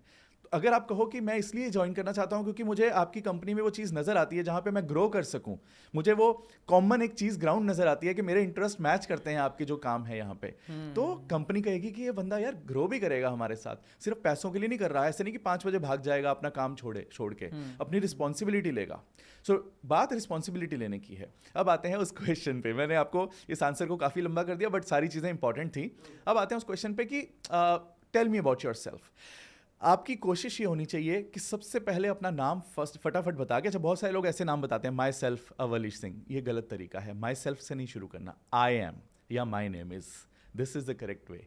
आई एम अवल या my name is Awal, myself Awal wrong हो जाता है, ठीक है। अच्छा, ये बोल दिया, उसके बाद फटाफट से अपनी स्ट्रेंथ पे आ जाओ। 1-2 लाइन में अपनी स्ट्रेंथ बताओ, फिर उसको रिलेट करो जो जॉब जहां पे अप्लाई कर रहे हो जिस चीज़ के लिए, उसके साथ कैसे कनेक्ट होती है वो स्ट्रेंथ। उसके बाद अपने फैमिली बैकग्राउंड पे आना है तो आओ, क्योंकि आप मेरे साथ बात कर रहे हो, मैं आपके कोई क्वेश्चन का आंसर दे रहा हूं, अगर मैंने इंटरेस्ट आपका लूज कर दिया पहले एक दो सेंटेंस में, तो बाकी की बात आप आधे मन से सुनोगे। चाहे आप कितनी भी स्ट्रांग बात क्यों ना कर लो, कितनी भी जोरदार बात क्यों ना कर लो, आप सुनोगे ही नहीं, क्योंकि आपका इंटरेस्ट ही चला गया। आप कहोगे मैं अगले क्वेश्चन के बारे में सोचता हूँ कि मैंने अगला क्या पूछना है, ये तो चलो आगे। सो आपने वो अटेंशन ग्रैब करनी है, जैसे आजकल वो कंटेंट क्रिएटर्स करते हैं ना कि पहले 3 सेकंड में रोक लो बंदे को, वही करना है आपको। ये लाइफ ऐसी ही तो है, अटेंशन ही तो ग्रैब करनी है आपको, चाहे वो इंटरव्यू हो चाहे कंटेंट क्रिएटर हो। सो करो ना वो चीज़। तो हम कुछ जॉब की बात कर रहे थे। जॉब के इंटरव्यू के टाइम पे बहुत ज़्यादा लोगों को प्रेशर रहता है। जो कैंडिडेट जाता है इंटरव्यू के लिए, उनके मन में हमेशा टेंशन रहता है कि वो इंटरव्यूअर मुझे जज करेगा मेरी स्किल के बेस पे। लेकिन कुछ कुछ क्वेश्चंस ऐसे हैं जो शायद उनको पहले से प्रिपेयर करने चाहिए, and I am very sure कि आपके एक्सपीरियंस से वो क्वेश्चन आप फ्रेम करने में हमें मदद करोगे। एक क्वेश्चन हमेशा हर इंटरव्यूअर पूछता है कि where do you see yourself after 5 years। हाँ, तो यहाँ पे इंटरव्यूअर क्या देख रहा है हमें वो समझना है, उसकी साइकोलॉजी समझनी है। वो ये देख रहा है कि आप उस कंपनी में लंबा टिकने आए हो या नहीं आए हो, या फिर आप उस इंडस्ट्री में रहना भी चाहते हो कि नहीं रहना चाहते हो। गलती क्या करते हैं लोग, what you should avoid, you should not से कि मैं आज से 1 साल बाद इसको छोड़ के MBA करने जा रहा हूँ, या मेरा बस ये थोड़ी देर का है, उसके बाद मैं बाहर जा रहा हूँ, मैं साथ साथ द IELTS की प्रिपरेशन कर रहा हूँ। ये सब गलतियां हैं जो लोग करते हैं, और इसलिए इंटरव्यूअर कहता है कि अच्छा ये तो थोड़ी देर के लिए आया, तो मैं इस पर टाइम क्यों लगाऊं ट्रेन करने का इसको। क्योंकि हर कंपनी पहले कुछ महीने तो ट्रेन करती है ना आपको परफेक्ट बनाती है, अपने प्रोसेसेस सिखाती है, रूल्स एंड रेगुलेशन सिखाती है, आपको परफेक्ट बनाती है। तो अगर वो कंपनी 2 महीने आपको दे रही है, इसलिए दे रही है कि आप 2 साल दोगे कंपनी को, 4 साल दोगे कंपनी को। अगर वो देख रही है कि ये तो बंदा अलग ही ऑब्जेक्टिव के साथ चल रहा है, so what you should do is you should always say कि मैं इसी रोल में आगे अपने आप को उठता हुआ देखना चाहता हूँ। सो मेरा विजन ये है कि मैं 5 साल बाद एक मैनेजर बन जाऊँ इस डिवीजन का, इस डिपार्टमेंट का, और मैं पूरा मेहनत डालूँ अपने कस्टमर्स को बेस्ट सर्व करने के लिए। इसको इंग्लिश में फ्रेम कर लेना हो जाएगा। हाँ, सुपर सुपर सुपर, बहुत अच्छा इंसाइट आपने दे दिया। इवन एक क्वेश्चन में बहुत लोग अटकते हैं कि tell me about your strengths and weaknesses. हाँ, सो स्ट्रेंथ्स एंड वीकनेसेस में वीकनेस पे लोग गड़बड़ कर जाते हैं। लोग वीकनेस में बोल देते हैं कि मैं ना जल्दी सोने का शौकीन हूँ, इसलिए ये मेरी वीकनेस है। या बोलते हैं कि मैं ना सैटरडे संडे कुछ काम नहीं करना चाहता, मैं सोना अच्छा लगता है मुझे, ये मेरी। ये आपने अगर दिखा दिया वहाँ पे, पहली बात तो ये है कि आपने झूठ नहीं बोलना, आपने अंदर से सच्चा इंसान बनना है। सो पहले मैं ये कहूँगा कि वैसे बनो कि आप कंपनी आपको मांगे कि यार ये बंदा हमारी कंपनी में आ जाए, रिक्रूट हो जाए। ये बंदा कह रहा है यार मुझे इतनी सैलरी चाहिए, दे देंगे इतनी सैलरी, लेकिन ये बंदा नहीं जाने देंगे। ऐसे बनो, मज़ा इसमें है, दुनिया आपके पीछे आए, मज़ा उसमें है। Coming to your question, strengths में हमेशा ये बताओ कि आप हार्ड वर्किंग हो, आप एम्बिशियस हो, आप फोकस्ड हो। Focus is very important quality. जो लोग डिस्ट्रैक्टेड रहते हैं कि यार साथ साथ में ईयरफोन्स पे म्यूजिक सुन रहे हैं, साथ साथ, कंपनीज नहीं उतना अप्रिशिएट करती हैं। ठीक है, आपसे काम हो जाता है गाने सुनते सुनते, बट कंपनीज कहती है यार पूरी लगन से करो ना एक चीज़ जब कर रहे हो तो। और ये सच भी है वैसे, कि इतना फोकस डाल दो कि दुनिया में कोई इंसान उतना फोकस डाल ही ना सके। सो स्ट्रेंथ्स में ये बताना है, और वीकनेसेस में क्या नहीं बताना मैंने बता दिया कि ये सब चीज़ें मत बता दो कि यार मैं तो ऐसा शौकीन हूँ कि मैं रात को टली हो जाता हूँ। लोग एक्चुअली अटकते हैं इसी में, वीकनेस में, क्योंकि लोगों को तो लगता है मैं तो परफेक्ट हूँ यार, मेरा तो कोई वीकनेस ही नहीं है। तो आपने क्या बताना है, स्ट्रेंथ्स में क्या अवॉइड करना है वो बता दिया मैंने कि ये सब चीज़ें नहीं। क्या बताना है, अपनी किसी बात को, पॉजिटिव बात को अपनी वीकनेस बताओ। जैसे कि I am too hard working कि that I forget the time, कि कितनी देर तक मैं काम कर रहा हूँ। सो ऐसी चीज़ उसको फ्रेम करो, पॉजिटिव बात को नेगेटिव बना दो, ताकि कंपनी का यार मज़ेदार बंदा है, तो रखना है इसको नहीं जाने देना। जनरली तो रेज्यूम आजकल लोग कॉपी पेस्ट ही करते हैं जनरली, लाइक यू नो किसी इंटरनेट से उठा लिया ड्राफ्ट और सीधा यहाँ पर डाल दिया। कई रिज्यूमेज मेरे पास ऐसे भी आए हैं जिसमें चैट जीपीटी से बना के वो देते हैं, और उसमें जो कोटेशन मार्क्स देता है ना चैट जीपीटी, वो भी लगा के भेज देते हैं, उसको हटाना भी भूल जाते हैं, तो पता चल जाता है कि ये तो कॉपी पेस्टेड है। सो यार नकल में अकल लगाओ यार। कैसे दुनिया तैयार बैठी है नौकरियां लेकर, आप नौकरी के काबिल तो बनो। Correct correct correct. प्रैक्टिकल कुछ ऐसे टिप्स जो आप देना चाहोगे कि अपने रेज्यूम में क्या होना चाहिए, क्या नहीं होना चाहिए? मैं बहुत अलग इंसान रहा हूँ अपने करियर में, तो मैं ऐसी ऐसी चीज़ें करता था, मैं अपनी फ़ोटो भी लगाता था उसमें, क्योंकि मैं दिखाना चाहता था कि देखो क्या पर्सनैलिटी है, थोड़ी बहुत जो है मैं दिखाना चाहता था कि यार जब आप इस बंदे को हायर करोगे ना, तो ये बंदा आपके कस्टमर्स के सामने अच्छा इंप्रेशन लेकर जाएगा, ये बंदा कॉन्फिडेंट है। तो मैं अपनी फ़ोटो भी लगाता था उसमें। सो ऐसे अलग बनो जिसमें आप ऐसी ऐसी चीज़ें करो। उसके बाद अपनी जो मेन हाइलाइट्स हैं कि क्या आपने अचीव किया है अपने करियर में, वो ऊपर ऊपर रख दो। जैसे मान लो मुझे एम्प्लॉय ऑफ द ईयर जैसा अवार्ड मिला है जो हर किसी को नहीं मिलता है, तो वो आगे रखो ना। वो चीज़ हम आगे रखते हैं जो सबने करी होती है। वो चीज़ हम फॉलो करते हैं जो इंटरनेट पे फेमस है ना, फॉर्मेट टेम्पलेट कि ऐसे होना चाहिए रिज्यूमे, हम वैसा बना देते हैं। हिम्मत तो करो ना अलग बनने की, हिम्मत करो ना अपनी फोटो लगाने की, बेस्ट फोटो लगाने की, ब्लेजर पहन के, ऐसा नहीं टी शर्ट पहन के ढीली टी शर्ट साइड पे जा रही है। अच्छी पर्सनैलिटी के साथ फोटो लगाओ, ऊपर ऊपर लिखो कि मैंने ये अवार्ड जीते हैं अपनी। उनको लगेगा कि यार 10 रिज्यूमेज में से मैं इसको ज़रा अलग रखूं क्योंकि इसने अवार्ड जीते हैं जो सबके पास नहीं है। डिग्री सबके पास है, इतना एक्सपीरियंस सबके पास है, पर अवार्ड्स इस बंदे के पास हैं, इसको मैं ज़रा ज़्यादा अटेंशन पे करूं। सो वो चीज़ें आपको ऊपर रखनी है अपने रिज्यूमे में, लेकिन हम नहीं वो करते हैं। हम एक स्टैंडर्ड टेम्पलेट फॉलो करते हैं। हमारे साथ वाला जो बंदा होता है ना, हमारा दोस्त, वो कहता है तुम अपना रिज्यूमे दो, मैं उसकी चेप लेता हूँ। तो गलती वहीं हो जाती है। जब आप में कुछ एक्स्ट्रा है तो उसमें डाल दो ना वहाँ पे। So true. इवन हर इंटरव्यू में मेरे ख्याल से पहला क्वेश्चन ये होता है कि tell me about yourself. ये बेसिकली एज अ इंटरव्यूअर मैं बता रहा हूँ, मैं जब भी इंटरव्यूज़ लेता हूँ तो मेरा पर्पज़ ये होता है कि सामने वाला मुझसे बातचीत करना चालू करे, अपने बारे में और बताए, जबकि सामने वाला गलती क्या करता है कि जो रेज्यूम में लिखा है वही बोलने लगता है। तो इस चीज़ को कैसे हैंडल किया जाए? हाँ, तो जैसे आपने बताया ना, लोगों को नहीं पता होता कि एम्प्लॉयर के मन में क्या चल रहा होता है। सो इस पॉडकास्ट से ये पता चल गया लोगों को, जो हमारे व्यूअर्स हैं उनको, कि एम्प्लॉयर ये देख रहा होता है कि आपके मुंह में ज़ुबान है कि नहीं है। मतलब आप उतना अच्छे से बोल पाओगे कि नहीं बोल पाओगे। तो आप उस चीज़ को एक्सप्रेस करो। रिज्यूमे तो वो पढ़ चुका है पहले ही, वो पेपर उसके पास पहुंच चुका है पहले ही। अगर आपने रिपीट कर दिया तो वो नहीं सुनना चाहता। वो कुछ नया बोलो, कुछ हटके बोलो, कुछ अलग बोलो, कुछ हाईलाइट करो जो आपको लगा कि रिज्यूमे में मैं लिखना भूल गया या नहीं भूला या नहीं बात करी उसके बारे में रिज्यूमे में, वो बोलो। वहाँ से शुरू करो। And it should be your strength, it should be कि आपने क्या अचीव किया है इतने सालों में। जैसे मान लो एक प्रोग्रामर है, उसकी प्रोग्रामिंग में जावा का एक्सपर्टीज़ है, मास्टरी है, बाकी सब लैंग्वेजेस को छोड़ के जावा में एक्सपर्टीज़ है और उस जॉब में जावा की ही रिक्वायरमेंट है। आगे रखो ना कि मेरा जावा में एक्स्ट्रा एक्सपीरियंस है, उसमें मेरी स्पेशल मास्टरी है, उसमें मैंने ये लैंग्वेजेस कोड करे हैं प्रोग्राम्स, ये प्रोग्राम इस कंपनी ने खरीद लिया था मेरे से, ये एक प्रोग्राम इस कंपनी में आज इतने यूएस में यूजर्स यूज़ कर रहे हैं। ऐसी बातें रखो ना, इम्प्रेस कर दो सामने वाले को वो बोल के जो बाकी नहीं बोलने वाले, बाकी जो कैंडिडेट्स आएंगे। Correct, super. लेकिन क्या फ्यूचर में भी इंग्लिश इतना रेलिवेंट रहेगा? क्योंकि आजकल चैट जीपीटी भी व्हाट्सएप, मतलब वो इंग्लिश लैंग्वेज समझने लगा है, व्हाट्सएप की लैंग्वेज समझने लगा है। तो मेरे ख्याल से वो खुद ही वो ग्रामर और पंचुएशन और फुल स्टॉप और ये सारी चीज़ें ड्राफ्ट सब रेडी करके दे देते हैं। तो क्या फ्यूचर में भी इसका इतना इम्पोर्टेंस रहेगा? मैं इसका सिंपल सा आंसर देता हूँ कि जो आज है ना, हमें उसका पता है। सो अगर आज है ना तो आज सीखो, आज मेहनत करो। कल जब कम हो जाएगा या नहीं रहेगा तब उस हिसाब से डील कर लेना उस चीज़ को।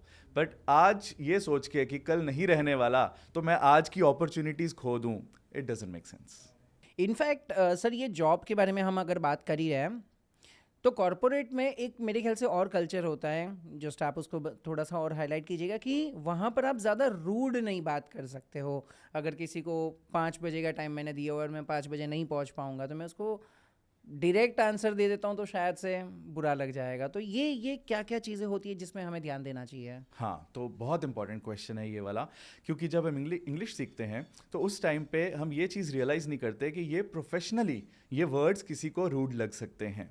एग्जाम्पल देता हूँ कि अगर आप कहीं लेट हो रहे हो, मीटिंग में नहीं पहुँच पा रहे, तो अगर आप लिख देते हो आई विल बी लेट। अगर आप जूनियर हो, खासकर जूनियर्स को बहुत ध्यान रखना है, एक डेकोरम मेंटेन करना होता है ना, रिस्पेक्ट मेंटेन करनी होती है अपने सीनियर्स की। तो आई विल बी लेट, अगर ये लिख देते हो I will be late double L डाल के शॉर्ट में, तो ऐसा नहीं करना है।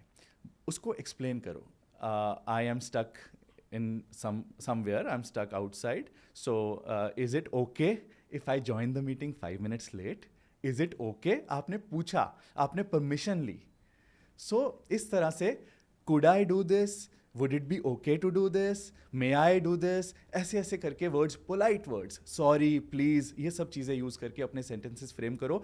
इसके बारे में जो मैं ज़्यादा कोर्सेज़ की बात नहीं करूँगा, बट जो मेरा प्रोफेशनल इंग्लिश कोर्स है, मेरे 2 कोर्सेज़ हैं। एक स्पोकन इंग्लिश जिसमें स्ट्रक्चर सिखाए हैं मैंने, इंग्लिश बोली कैसे जाती है। प्रोफेशनल इंग्लिश में इसी चीज़ पे मैंने डील किया है कि कैसे आपको अपनी जॉब में उसी बात को एक अलग तरीके से बोलना है जो सोफिस्टिकेटेड हो जाए, पोलाइट हो जाए और प्रोफेशनल हो जाए। एक चीज़ और मैं जो बोलता हूँ वो ये है कि मैं जब यूएस जाता था अपने कस्टमर्स को मिलने के लिए, तो मैं उनके ऑफिस जाता था। इंडिया में ये होता होगा, मैं आपको एग्जांपल अपनी दे रहा हूँ। जब हम किसी के ऑफिस जाते हैं किसी कस्टमर को मिलने के लिए या किसी क्लाइंट को मिलने के लिए, तो उनकी रिसेप्शन पे बाहर खड़े होकर लॉबी में वेट करते हैं। वो जब बंदा आएगा हमें पिक करके अपने ऑफिस रूम तक, केबिन तक लेके जाएगा। जब वो बंदा आता है और हमें साथ लेकर अपने रूम तक जाता है, जैसे आप भी मुझे अपने रूम तक लेकर गए, उस दौरान ड्यूरिंग दैट टाइम आपने उससे क्या बात करनी है कि चुप रहना है, बस चुपचाप चले गए? कुछ तो बात करोगे। क्या बात करना पोलाइट रहता है, किन टॉपिक्स पे बात नहीं करनी होती। एक एग्जांपल दे देता हूं कि always avoid talking about politics, always avoid talking about religion. ये दो चीज़ें, रिलीजन और पॉलिटिक्स, हमेशा अवॉइड करो अपने कस्टमर्स के साथ बात करना। जब आप फ्री टाइम में उससे कुछ मिक्सअप होने की कोशिश कर रहे होते हो, जेल अप होने की कोशिश कर रहे होते हो, आइस ब्रेक करने की कोशिश कर रहे होते हो। सो ये सारी चीज़ें अपने करियर में मैंने फॉलो की हैं। उसी का रिजल्ट है कि ऐसे अवार्ड्स मिले कि पूरे साल का बेस्ट एम्प्लॉय का अवार्ड मिला। Super super.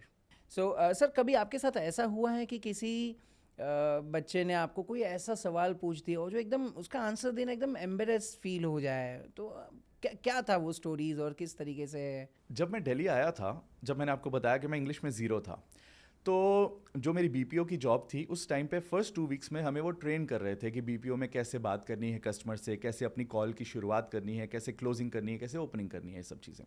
अब मैं तो बिल्कुल रॉ था, ज़ीरो था इंग्लिश में, तो मैंने दिल्ली को बोल दिया डेली। अब डेली तो डेली रूटीन वाला होता है, डेली रूटीन, डेली एक्टिविटीज़ सारी। जो मेरी पूरी बैच था, जो जो ट्रेनिंग ले रहे थे साथ में मेरे, जो ज्वाइन किया था जिन्होंने मेरे साथ, सारे हंसना शुरू हो गए, मजाक उड़ाने वाला हंसना। वो मेरे करियर का स्टार्ट था। और मैं लोगों को यही बोलता हूँ कि जब आपके करियर के शुरू में कोई आपका मजाक उड़ाए, कोई आप पे हंसे, तो हमेशा उसको सलाम करो कि तुमने मुझे कुछ नया सिखा दिया, अब मैं उसका ध्यान रखूँगा। Super super. इससे सेम सिमिलर सिचुएशन मेरे साथ भी हुआ था। मुझे याद है जब भी मेरा सबसे फर्स्ट इंटरव्यू हुआ था, तो मैंने कुछ कंप्यूटर्स कोर्सेज छोटे मोटे सीखे थे और मैं कहीं पर एज अ ट्यूटर के लिए इंटरव्यू देने के लिए गया था। तो इंटरव्यू में उन्होंने क्वेश्चन पूछा था कि ठीक है, आप यहाँ पर टीचर के प्रोफाइल के लिए आए हो, आपको कौन सी लैंग्वेजेस आती है? तो आई वॉज लाइक, लैंग्वेजेस, हाँ मुझे हिंदी आती है, इंग्लिश आती है। और बाद में क्लिक हुआ कि अच्छा, लैंग्वेजेस मतलब वो प्रोग्रामिंग के बारे में बात कर रहा था। तो ये चीज़ मुझे वहाँ से अभी याद आई, जस्ट आपके स्टोरीज। आपने एक चीज़ बड़ी प्यारी बोली है, कौन सी लैंग्वेजेस आती हैं, तो मेरा एकदम ध्यान उधर गया कि कंप्यूटर में भी तो लैंग्वेजेस हैं। हम ये थोड़ी ना कहते हैं कि मैंने जावा सीख ली तो अब सी शार्प नहीं सीखूंगा, अब मैं ये नहीं सीखूंगा। वहाँ भी तो ओपन होते हैं कि नौकरी के लिए सब सीखूंगा। तो यार फिर ये वाली लैंग्वेज में क्यों दिक्कत है कि ये सीखूंगा और ये मेरी दुश्मन लैंग्वेज है? ऐसा कुछ नहीं है यार। जो आपके काम आए, जो आपके घर में रोटी पहुंचाए, वो उसकी रिस्पेक्ट करनी है। True true true. Amazing. Sir, आप जापान फ्रीक्वेंटली जाते रहते हो, तो मुझे उसके बारे में थोड़ी जाननी है कि वहाँ पर क्या क्या होता है, कैसे होता है?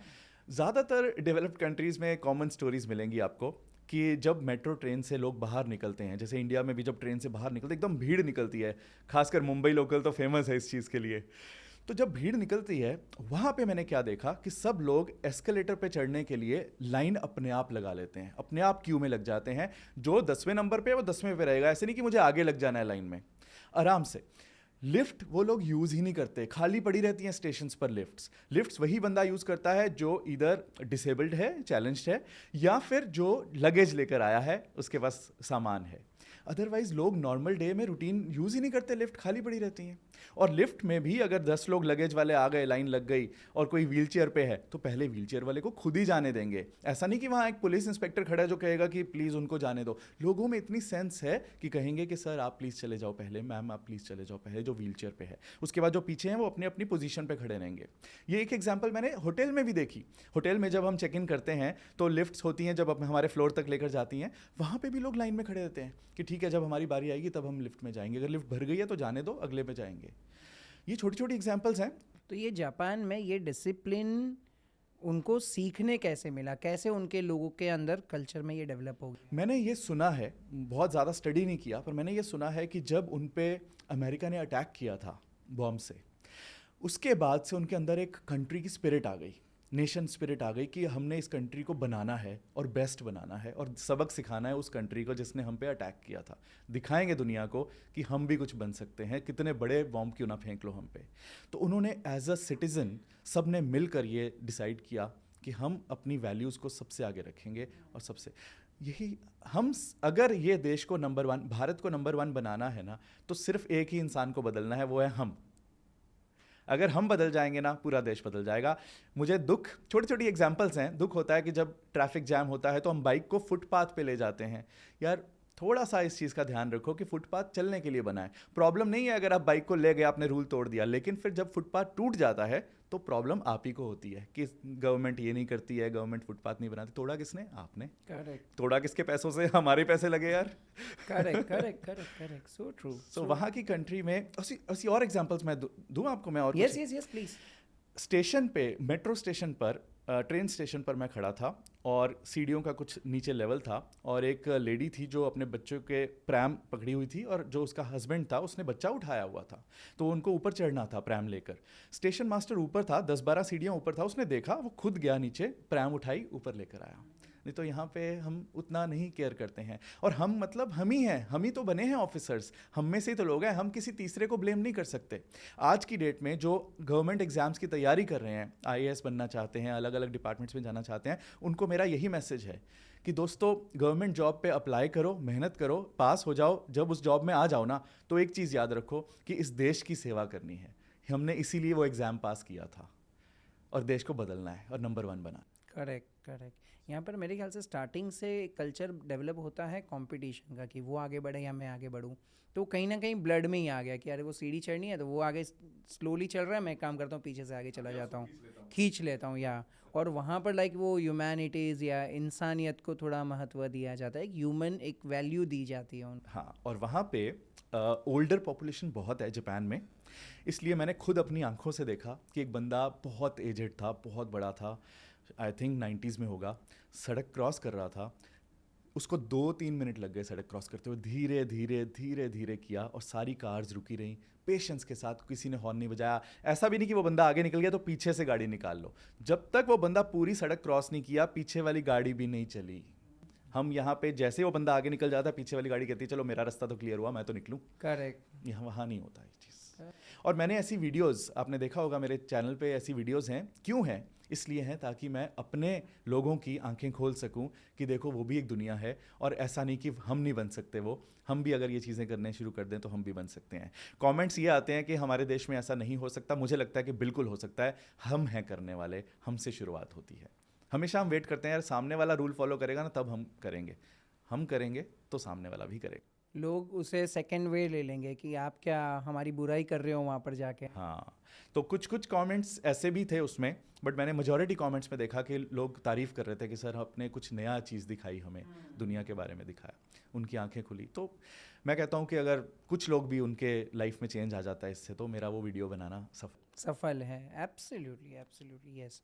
और क्या क्या होता है सर जापान में? वहाँ पर रेस्टोरेंट में आप ऑर्डर करने के लिए कभी कंफ्यूज नहीं होते हो कि वहाँ पर क्या मेन्यू में ऑर्डर करें? हाँ, मैं थोड़ा सा कंफ्यूज होता हूँ वहाँ पे, और ख़ासकर मैं वहाँ जाके थोड़ा वेजिटेरियन प्रेफर करता हूँ फूड, क्योंकि मुझे समझ नहीं आता इतनी सारी ऑप्शंस में क्या मैं खाऊँ क्या नहीं होगा। तो मैं सेफ़ ऑप्शन मेरे लिए वेजिटेरियन रहता है।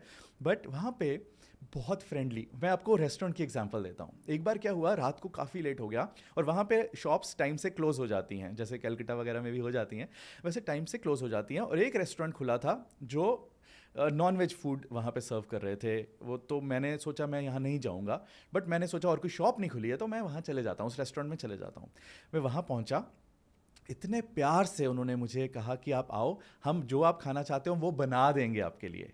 फिर मैंने बताया मैं इंडिया से हूँ, वो इतने खुश हुए कि आप इंडिया से हो, पहली बार कोई इंडियन हमारे रेस्टोरेंट में आया। ऑब्वियसली वो नहीं इतना कॉमन था, और मैं तो ढूंढते ढूंढते पहुंच गया था, और वैसे भी उस टाइम पे वही ऑप्शन थी, खुला वही था, नहीं तो मैं भी कहीं और ही जाता। वो इतने खुश हुए कि पहली बार कोई इंडियन आया, उन्होंने स्पेशली कुछ सैलड या कुछ मेरे लिए स्पेशल डिश दी, और कहा कि ये इसका हम चार्ज नहीं करेंगे आपको। और उसके मेरे साथ जो बंदा बैठा था वो भी कस्टमर था उनका कोई, वो भी मेरे से बातें करना शुरू हो गया। मेरे पास कुछ ऐसी फोटोज़ भी हैं जहाँ सब ऐसे स्माइल करते हुए, वेव करते हुए वो फ़ोटो खींच रहे हैं रेस्टोरेंट में बैठ के, सब दोस्त बन जाते हैं वहाँ पे। तो यहाँ तो हम पहले शक करते हैं कि वो बात कर रहा है तो किस इंटेंशन से बात कर रहा है, उसके मन में क्या चल रहा है, क्या फ़ायदा उठाना चाहता है मेरा कि वो मुझसे बात कर रहा है। वहाँ वो एज अ फ्रेंड बात करते हैं आपसे।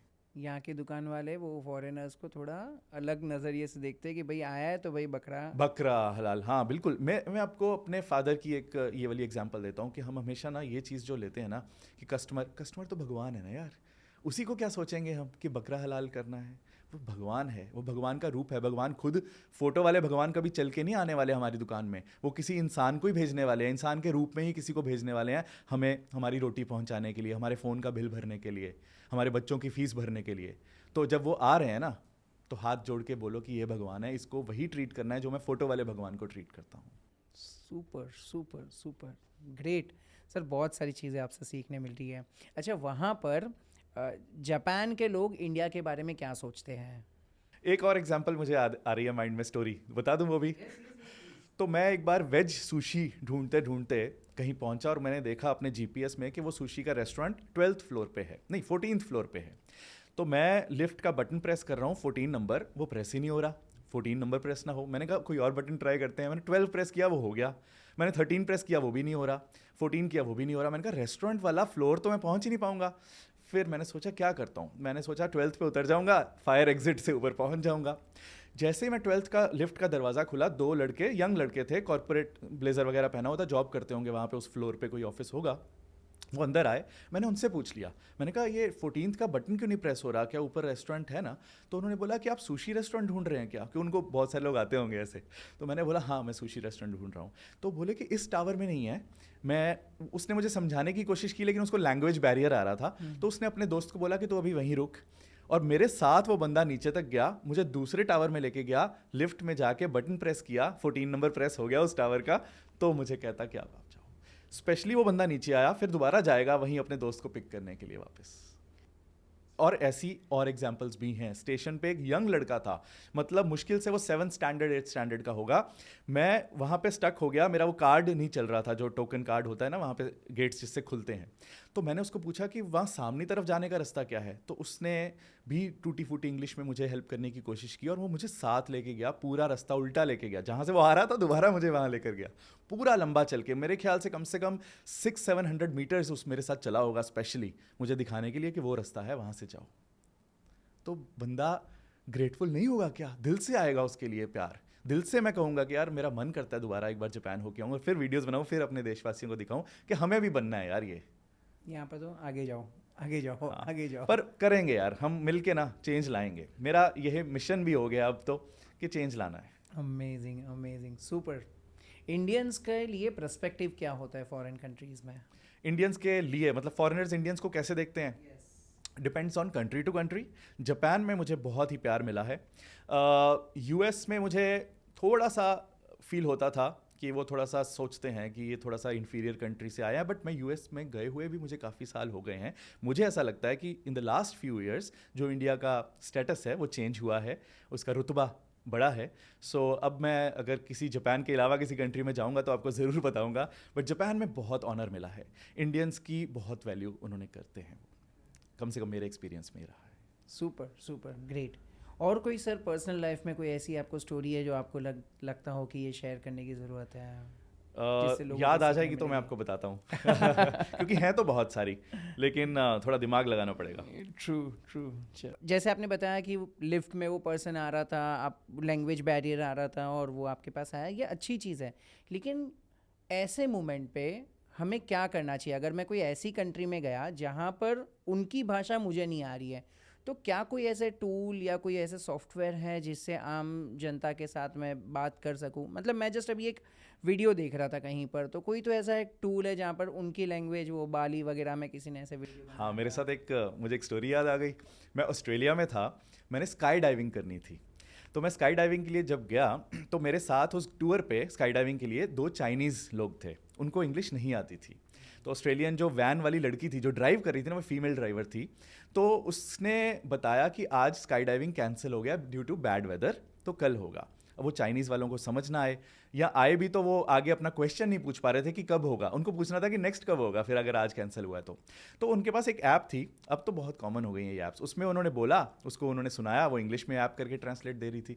आज तो बहुत ये चीज़ कॉमन हो गई है। बट एक चीज़ आपको बताता हूँ, जब कोई फॉरेनर इंडिया में आते हैं, आप लोगों ने देखा होगा, तो वो आके क्या बोलते हैं, हमें बोलते हैं नमस्ते।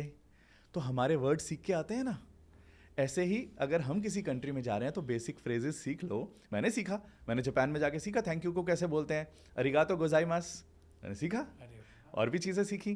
तो इस तरह से आपका, अगर आपको कंफर्टेबल होना है उस कंट्री में, तो थोड़ा बहुत थैंक यू, ये थैंक यू है, थैंक यू वेरी मच बोलते हैं, और अरिगातो गोजाइमस मतलब। तो मैंने थैंक यू वेरी मच सीखा, पोलाइट होना सीखा, बहुत पोलाइट है। अच्छा, मैं एक चीज़ बताता हूँ आपको ना, थोड़ी सी इंग्लिश के बारे में बताता हूँ। इंग्लिश और हिंदी में क्या फ़र्क है? इंग्लिश में यू जो है वो यू है, हिंदी में यू आप भी हैं, तुम भी हैं, तू भी है। 3 लेवल्स हो गए ना रिस्पेक्ट के। जापान में भी ऐसा ही है। जापान में बहुत रिस्पेक्टफुल है, उनकी लैंग्वेज में ना जी और ये सब चीज़ें बहुत हैं। तो मुझे इसलिए भी अच्छा लगता है जापान ज़्यादा, मैं इसलिए भी जाता रहता हूँ। सुपर। तो अगर किसी को इंग्लिश सीखना हो तो एक तो ट्रेडिशनल मेथड है, स्कूल से सीखते आ रहे, ग्रामर सीखो, ये प्रोनाउंसिएशन, ये सारी चीज़ें जो आप सिखा रहे हो। लेकिन बहुत सारे आज के जेनजीज है जो सोचते हैं कि यार ये सारी चीज़ें सीखने की क्या ज़रूरत है, हम मूवीज़ देख लेंगे इंग्लिश या वेब सीरीज़ देख लेंगे। तो क्या ऐसे भी इंग्लिश सीखा जा सकता है? हाँ, तो आपने जो बोला ना कि मूवीज़ देख लेंगे, तो देखने से इंग्लिश नहीं सीखा जा सकता है।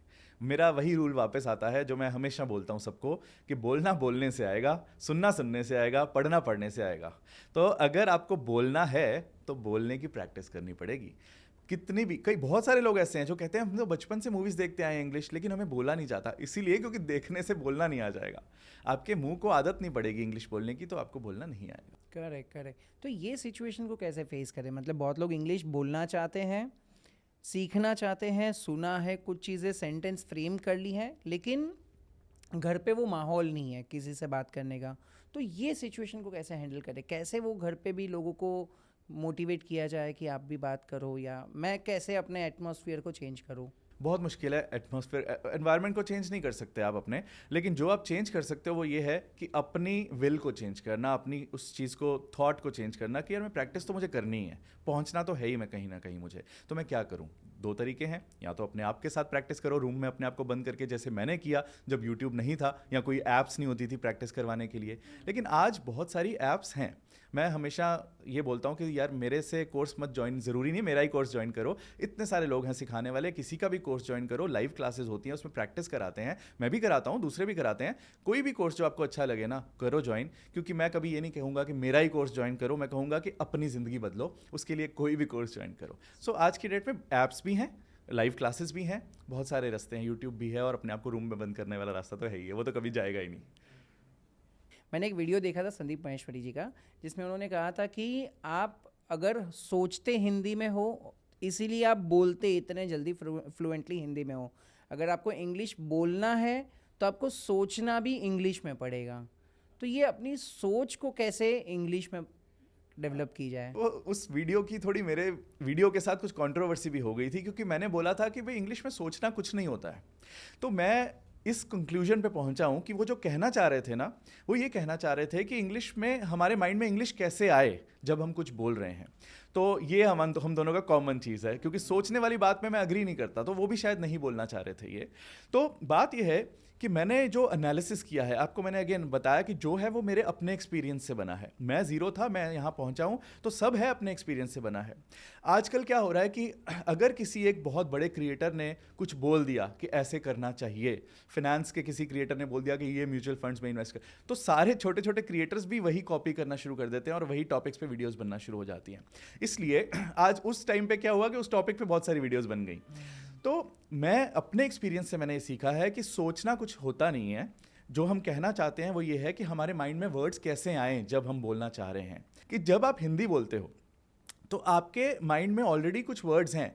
जैसे मैं कल कोई शो देख रहा था, केबीसी देख रहा था, तो उसमें वो बोलते हैं कि ये जो है ऑडियंस जो है वो बैठी हुई है, तो ये स्पॉन्सर जो हैं वो जो हैं बार बार बोल रहे थे। अब देखा जाए तो उनके कुछ वोकेबलरी का पार्ट है, कुछ चीज़ें जो हमारे लिए कॉमन है। आप भी देखोगे कि आप कुछ वर्ड्स बहुत रिपीट करते हो, मेरे कुछ अलग वर्ड्स हो सकते हैं। कोई बंदा है जो ऑसम हर बात पे बोलता है, ऑसम यार ऑसम, जैसे आप सुपर बहुत बार बोलते हो, राइट। कुछ कोई बंदे होंगे जो फैंटास्टिक बहुत बार बोलते हैं। तो हर एक के ना कुछ वोकेबलरी के एक सेट बन चुके हैं वर्ड्स। तो हमारे वो वोकेबलरी में कैसे आ जाएं, हमें इस पे काम करना है। जब आ जाएंगे ना तो फिर उस पर हमारा इंग्लिश हमारी अपने आप मुंह से निकलेगी. सो बेसिकली हमें मुंह पे चढ़ानी है इंग्लिश, दिमाग में नहीं, मुंह पे चढ़ानी है. और मुंह पे चढ़ाने का तरीका है बोलना, बोलने से आएगा. Correct correct correct. लेकिन जब भी हम बोलते हैं तो बहुत बार क्रिटिसिज्म फेस करना पड़ता है. लोग हमारा मजाक उड़ा देते हैं कि यार इसने ऐसा बोल दिया. तो ये क्रिटिसिज्म का कैसे फेस कर रहे हैं? हाँ, तो क्रिटिसिज्म करने वाले वो लोग होते हैं जो खुद नहीं बोल पा रहे होते. और वो क्यों क्रिटिसाइज करते हैं? इसलिए क्योंकि कहीं यार ये बंदा आगे ना निकल जाए. तो ये आपको ध्यान रखना है कि आपकी अपनी एक जर्नी है जिसमें आपको पीछे नहीं हटना. आपको उनके क्रिटिसिज्म के कारण अपनी लाइफ को रोक नहीं लेना. सो आप आगे बढ़ो ना, आपके इधर से सुनो, इधर से निकालो, आगे बढ़ो.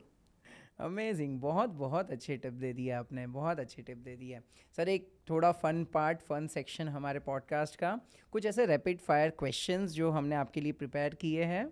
उसका जो भी फर्स्ट थॉट आपके माइंड में आए वो आप बोल सकते हो. जैसे योर फेवरेट इंग्लिश वर्ड. हाँ, fun, because I love to have fun with whatever I do. Super. Okay. Grammar और प्रोनाउंसिएशन, दोनों में से सबसे टफ क्या लगता है लोगों को और क्यों? प्रोनाउंसिएशन टफ लगती है क्योंकि लोग सुनते नहीं है. या तो पढ़ेंगे, पढ़ने से गलत प्रोनाउंसिएशन सीख जाएंगे, सुनना पड़ेगा.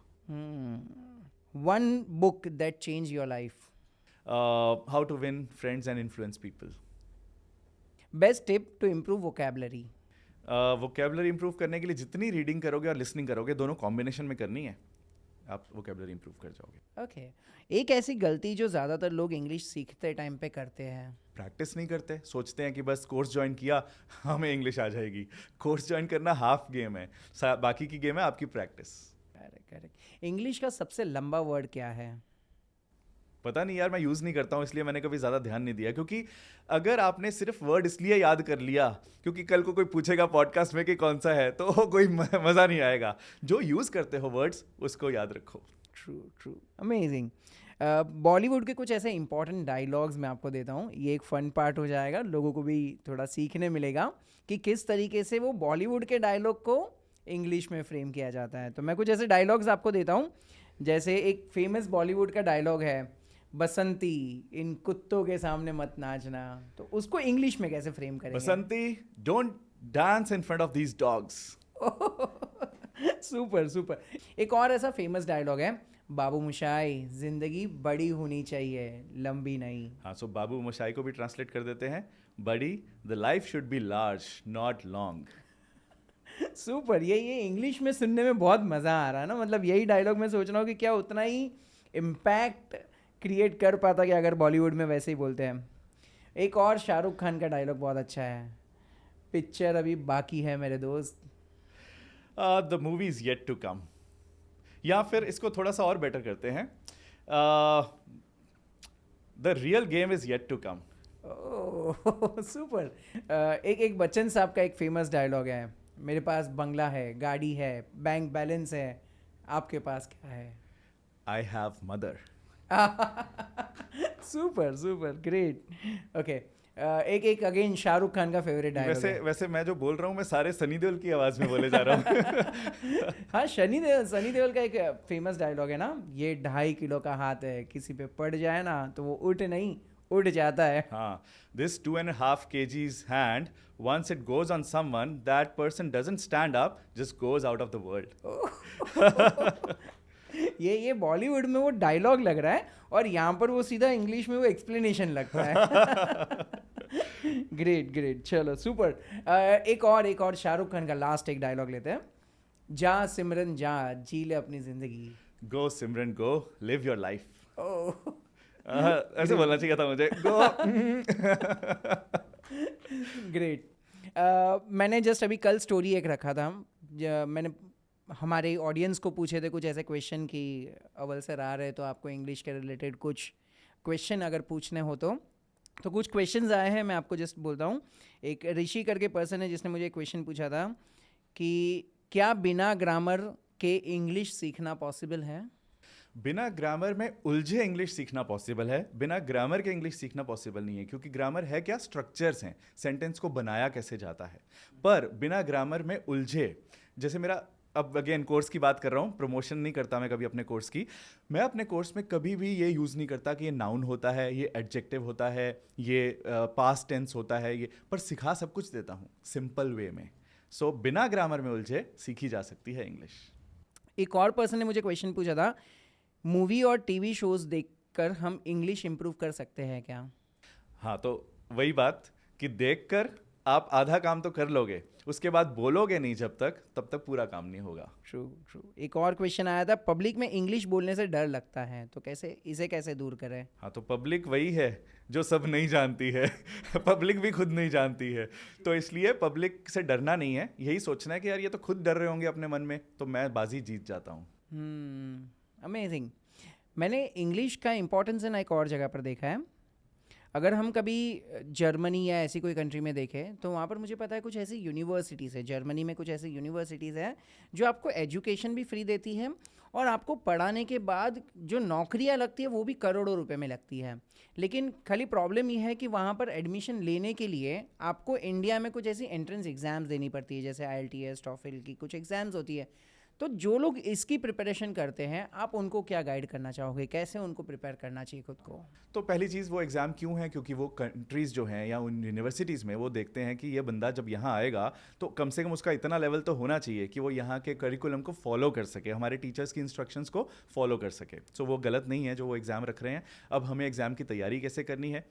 यहाँ रियल लाइफ में बोली जाने वाली इंग्लिश और आइल्स एग्जाम में यूज़ होने वाली इंग्लिश दोनों बहुत अलग हैं, क्योंकि आपको एग्जाम में पूछा जाएगा match the following, objective type question दिया जाएगा या बोला जाएगा कि इस टॉपिक पे बात करो।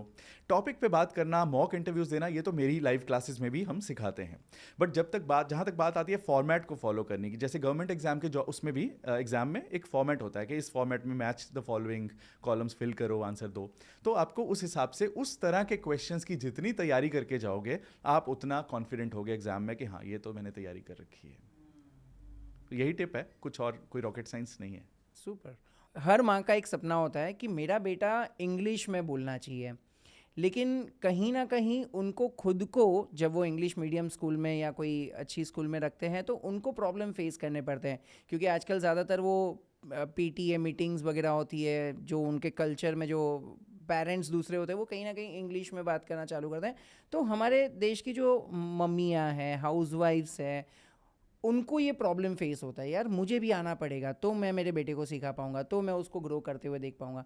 तो ये सिचुएशन को कैसे हैंडल करें? मतलब क्या आप उनको टिप्स देना चाहोगे कि वो डेली लाइफ में कैसे कैसे इंग्लिश को इम्प्रूव कर सकते? तो अभी रिसेंटली मैंने अपने स्टूडेंट्स के साथ एक लाइव सेशन किया और मैंने उनसे पूछा आप क्या प्रोफेशन में हो, क्या करते हो। आई वाज सरप्राइज कि बहुत सारे लोग हाउसवाइफ्स थे, बहुत सारी लेडीज़ हाउसवाइफ्स थीं जो इसलिए इंग्लिश सीख रही थीं ताकि वो अपने बच्चों के साथ बात कर सकें या उनके PTM में जाके बात कर सकें। तो बहुत अच्छा लगा मुझे, नहीं तो मैं तो एक्सपेक्ट कर रहा था कि सारे प्रोफेशनल्स होंगे, जॉब वाले होंगे, जॉब सीकर्स होंगे जो अपने करियर के लिए सीखना चाह रहे हैं। बट वहाँ पे पेरेंट्स के अंदर एक ड्रीम है और उस ड्रीम के लिए वो किसी भी हद तक जाने को तैयार हैं, कोर्स के लिए हर 1 घंटा जो प्रैक्टिस का होता है निकालने को तैयार हैं, जस्ट बिकॉज वो अपने बच्चे को आगे बढ़ता हुआ देखना चाहते हैं। टिप यही है कि एक तो आज के डेट में ऐसे कोर्सेज हैं, वहाँ ज्वाइन करके प्रैक्टिस करो उनके साथ। उसके अलावा बच्चों के साथ प्रैक्टिस करो, डेफिनेटली वो आपको हेल्प करेगा। रुको नहीं, लोग रुक जाते हैं, प्रॉब्लम यहाँ आती है। लोग कहते हैं कि वो तो बड़ा मुश्किल था, पता ही नहीं था इतना मुश्किल होगा, तो आधे लोग गिव अप कर जाते हैं। गिव अप नहीं करना, हमेशा अपना गोल याद रखना है। सुपर। आपके कंटेंट में हमने बहुत बार देखा है दोनों चीज़ का दोनों बैलेंस होता है, मतलब आप कुछ कॉमेडी एंटरटेनमेंट भी रखते हो और कुछ लर्निंग भी रखते हो। तो ये आपकी कंटेंट क्रिएशन की जर्नी के बारे में मैं जानना चाहता हूँ, आप किस तरीके से ये दोनों चीज़ को बैलेंस करते हो? मेरी एक ना बड़ी अजीब सी आदत है कि मैं वो चीज़ नहीं कर पाता जो पहले से हो रही हो। तो इसलिए मैंने जब अपना 8 years ago when I started with videos, तो मैंने देखा कि आज की डेट में पहली चीज़ तो ये है कि उस टाइम पे इंग्लिश से इंग्लिश सिखाई जा रही है। तो मैंने कहा कि यार वो लोग कैसे सीखेंगे जो हिंदी मीडियम से हैं। इंग्लिश से इंग्लिश सिखाओगे तो एक्सप्लेन भी तो इंग्लिश में कर रहे हो, तो समझ कैसे आएगा। तो पहली चीज़ तो मैंने ये अलग करी कि हिंदी से इंग्लिश सिखाना शुरू किया। दूसरा, मैंने देखा कि वाइट बोर्ड के आगे खड़े होकर सिखाया जा रहा है। ये एजुकेशन सिस्टम तो कई सालों से है हमारे इंडिया में या किसी भी कंट्री में, तो कौन सा हमने अपने स्कॉलर्स पैदा कर लिए, इंटेलेक्चुअल्स पैदा कर लिए, तो मैं कुछ अलग करके देख लूँ।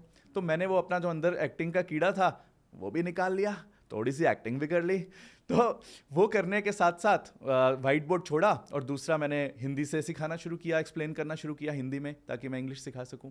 दोनों चीज़ों का बहुत प्यार मिला लोगों से। उसके बाद तो फिर एक्टिंग पे एक्टिंग, एक्टिंग पे एक्टिंग।